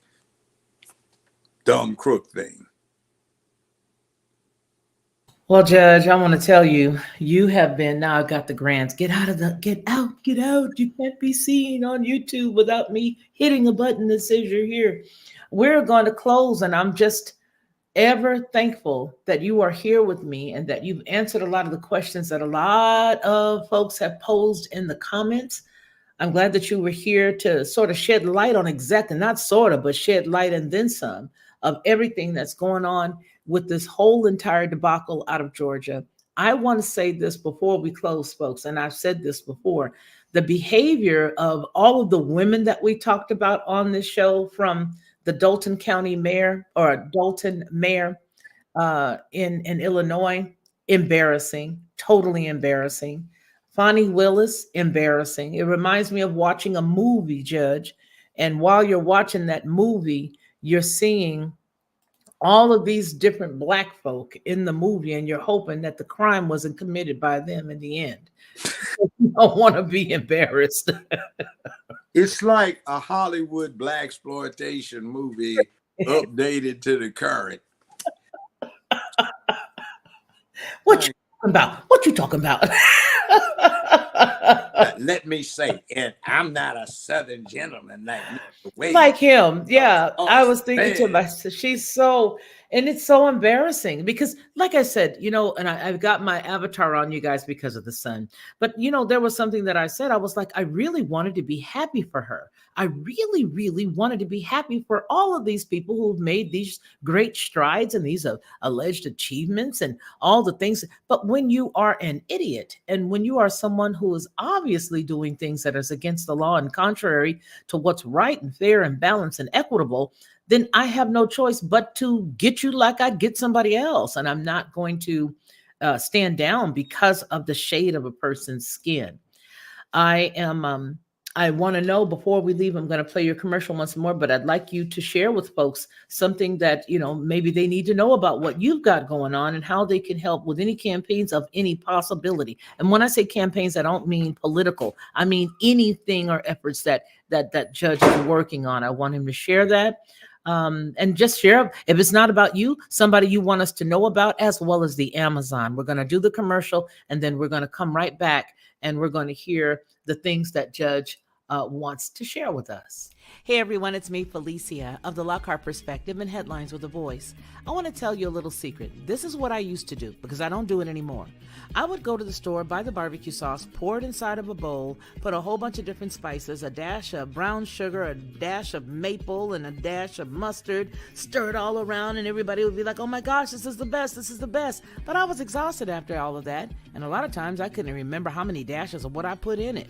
But I don't have to do that anymore because now I just go to Judge Joe Brown's website and I order his 3-pack of bottled barbecue sauce. It is by far the best, and I do mean the best barbecue sauce I've ever eaten. And when you go to his website and you order his 3-pack, you'll see exactly what I mean. Head on over to jjbbbbq.com and order Judge Joe Brown's barbecue sauce. You'll be glad you did, and you're going to tell me about it. I know you will. Go on over, and you can also go to Amazon now because you can purchase the deliciousness that is Judge Joe Brown's barbecue sauce that's now available on Amazon. So which isn't that there where they can deliver it to your house? Is that from their grocery store or from actual Amazon, which means they can get as much as they want? Mm-hmm. And see, if you go jjbbbbq.com,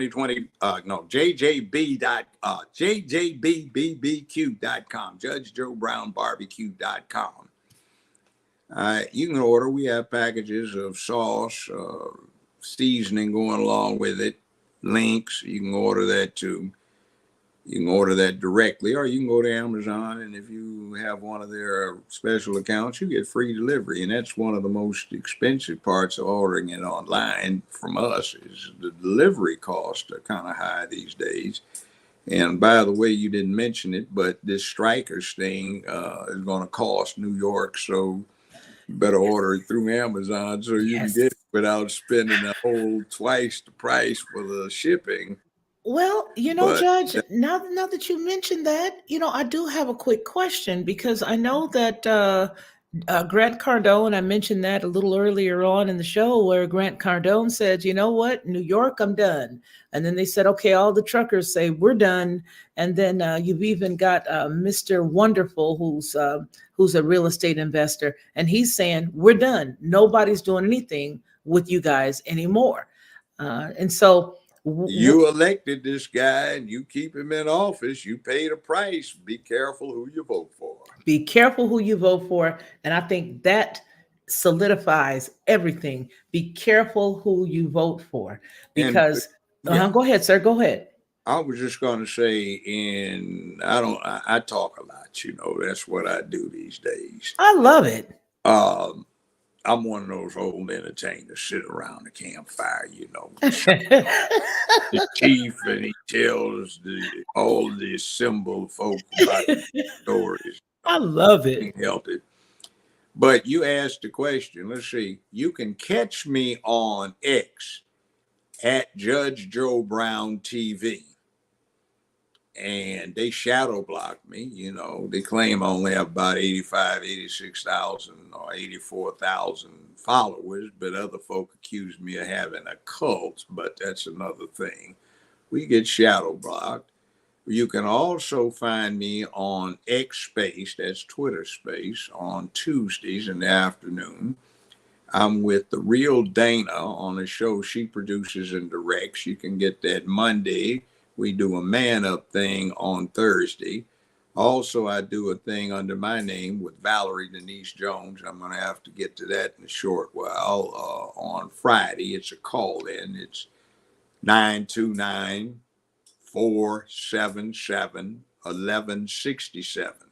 929 477 1167, and you can listen to it. It's also syndicated on iHeart and a number of other stations. Now, we try to spread the word, and that's what I've been about. I've been retired for a long time, so I have to stay busy. I do things, and I'm single, so when I'm not trying to find somebody to go to dinner with or whatever it may be, I write, I observe, and I report. Now, there may be some TV in the future with me doing some political commentary. And by the way, that was my major at UCLA. After I got from physics, I went to political science. So that's my major. And then there's law. I also got that from there too. So considering what's going on today and the lack of practical experience on behalf of most of the commentators in and about law and its impact, might have a future in that. You know, I don't like to sit at home and do nothing, and I refuse to allow that to happen. So I have to stay busy, keep myself out of mischief, you know. Well, you know what, folks? Down at the bottom, you'll see Judge Joe Brown on Block Talk with Valerie Denise Jones. The phone number to go and call in and speak and have your voice heard is area code 929-477-1167. Again, the number ticker tape down on the bottom, 929-477-1167. That's for Judge Joe Brown's talk show that he has weekly. He's about to go over there in a little bit. When you call that number, you don't have to talk if you don't want to, but if you choose to, you simply follow the prompts and it'll let you know exactly what you Well, it's not going to Great change show. because we get a lot of people doing it. We have people from all over the world, London, Everywhere. Sydney, and all that kind of stuff. Mhm. Press 1 if you want to get in the K. Okay. Usually, if you're already online, which will close down at 6 o'clock Eastern Standard, we'll be on another hour.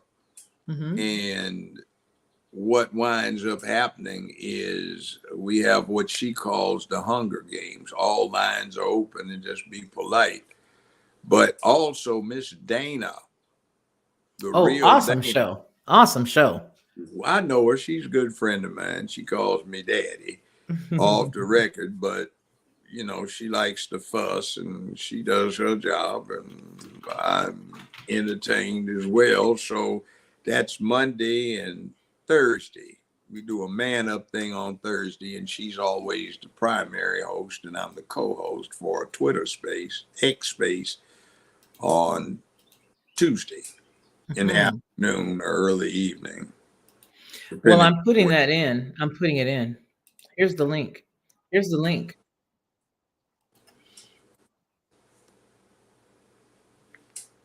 That's the call in. Yeah, there's the link on inside of the chat. There's the link for the real Dana. You'll see Judge Joe Brown. Okay. The real Dana. She does her research. She's caustic. She's caustic. But I don't mind. I get on her when we're off air. Well, I love it. I'm very happy that you were here. It looks like the clouds are now covering the sun, so I'm back to normal almost. Oh, we get to look at your pretty self, Doc. Well, I so appreciate that so very much. You make me blush, and I appreciate you. I want to help in any way that I can. We are running those commercials from here on out, folks, because summer is coming, don't you know? And we all know we love a good barbecue. I know I do. And you know, you probably are a lot like us. In our family, we have, relatives in Mississippi, they're great gifts as well. If you got somebody who's getting a place and they just got their first apartment or first house or whatever, take them that. You don't have to take any wine. Well, you might want to take some wine, but you definitely want to take some of the barbecue sauce. We are going to be considered one of the standard sponsors of this awesome product because it tastes good. He took a lot of time to put a lot of effort in it. And I want everybody today to please go. If you don't buy nothing but 1 or 2 jars, please go buy 1 or 2 bottles of that delicious barbecue sauce. Hit me up and let me know that you've done it. Hit me up. Let me know that you've done that. And then if you have Amazon, you guys, go ahead and do it. I am into promoting people who do good things, and I'm not apologetic for it. Judge, thank you so very much for being with me. It is always a blessing and always a pleasure to have you. One And I other hope you come benefit, back. if Yes, your sir. credit is so bad you can't get a credit card and you got to carry around large sums of cash in your pocket, you can safely eat at home and do it yourself without running the risk of getting hijacked. And, if you don't have a CCW handgun carry permit and you don't live in a constitutional carry state, you don't have to be worried, nervous, looking and checking yourself to see who's going to snatch you. But anyway. It's always a pleasure, Judge. God bless you. You take care of yourself, and we will see one another soon. Whenever you want to come back, please let me know. And I'm always going to reach out because you've been a blessing to everyone, answering questions intelligently, giving us truthful answers, which is the most important thing that in all of our getting, we must get understanding. And we thank you for imparting that wisdom and understanding to us, kind sir. Take care. Bye-bye. Okay, bye. Awesome, awesome, awesome time again to spend with Judge Joe Brown. Awesome. I want you guys to share this out if you can. And if you can't share it out, go to that website and buy some barbecue sauce. If you can't share it out, do something, because remember, we need to support the people that give us information. He's giving information, he's teaching, he's talking, he's giving us knowledge, and that ain't for free. So please do something kind, and that is go right over there right now, order his barbecue sauce. And yeah, I'm going to keep on saying it. So if you're tired of me saying it, baby, you better get real comfortable, because I'm going to keep sharing it with you guys. Listen, you guys know what we always say here. I want you to make sure that you take care of yourselves, because if you don't take care of yourself, nobody else will. And then after you're done taking care of yourself, you can reach around and take care of somebody else. You really can. Then after you take care of them, then you make sure that you do one big favor for me, and that is take care of my friend, because my friend is you. Be blessed.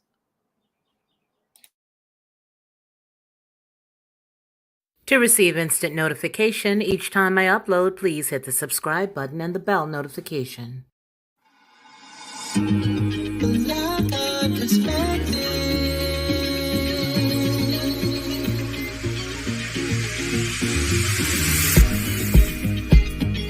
Helping you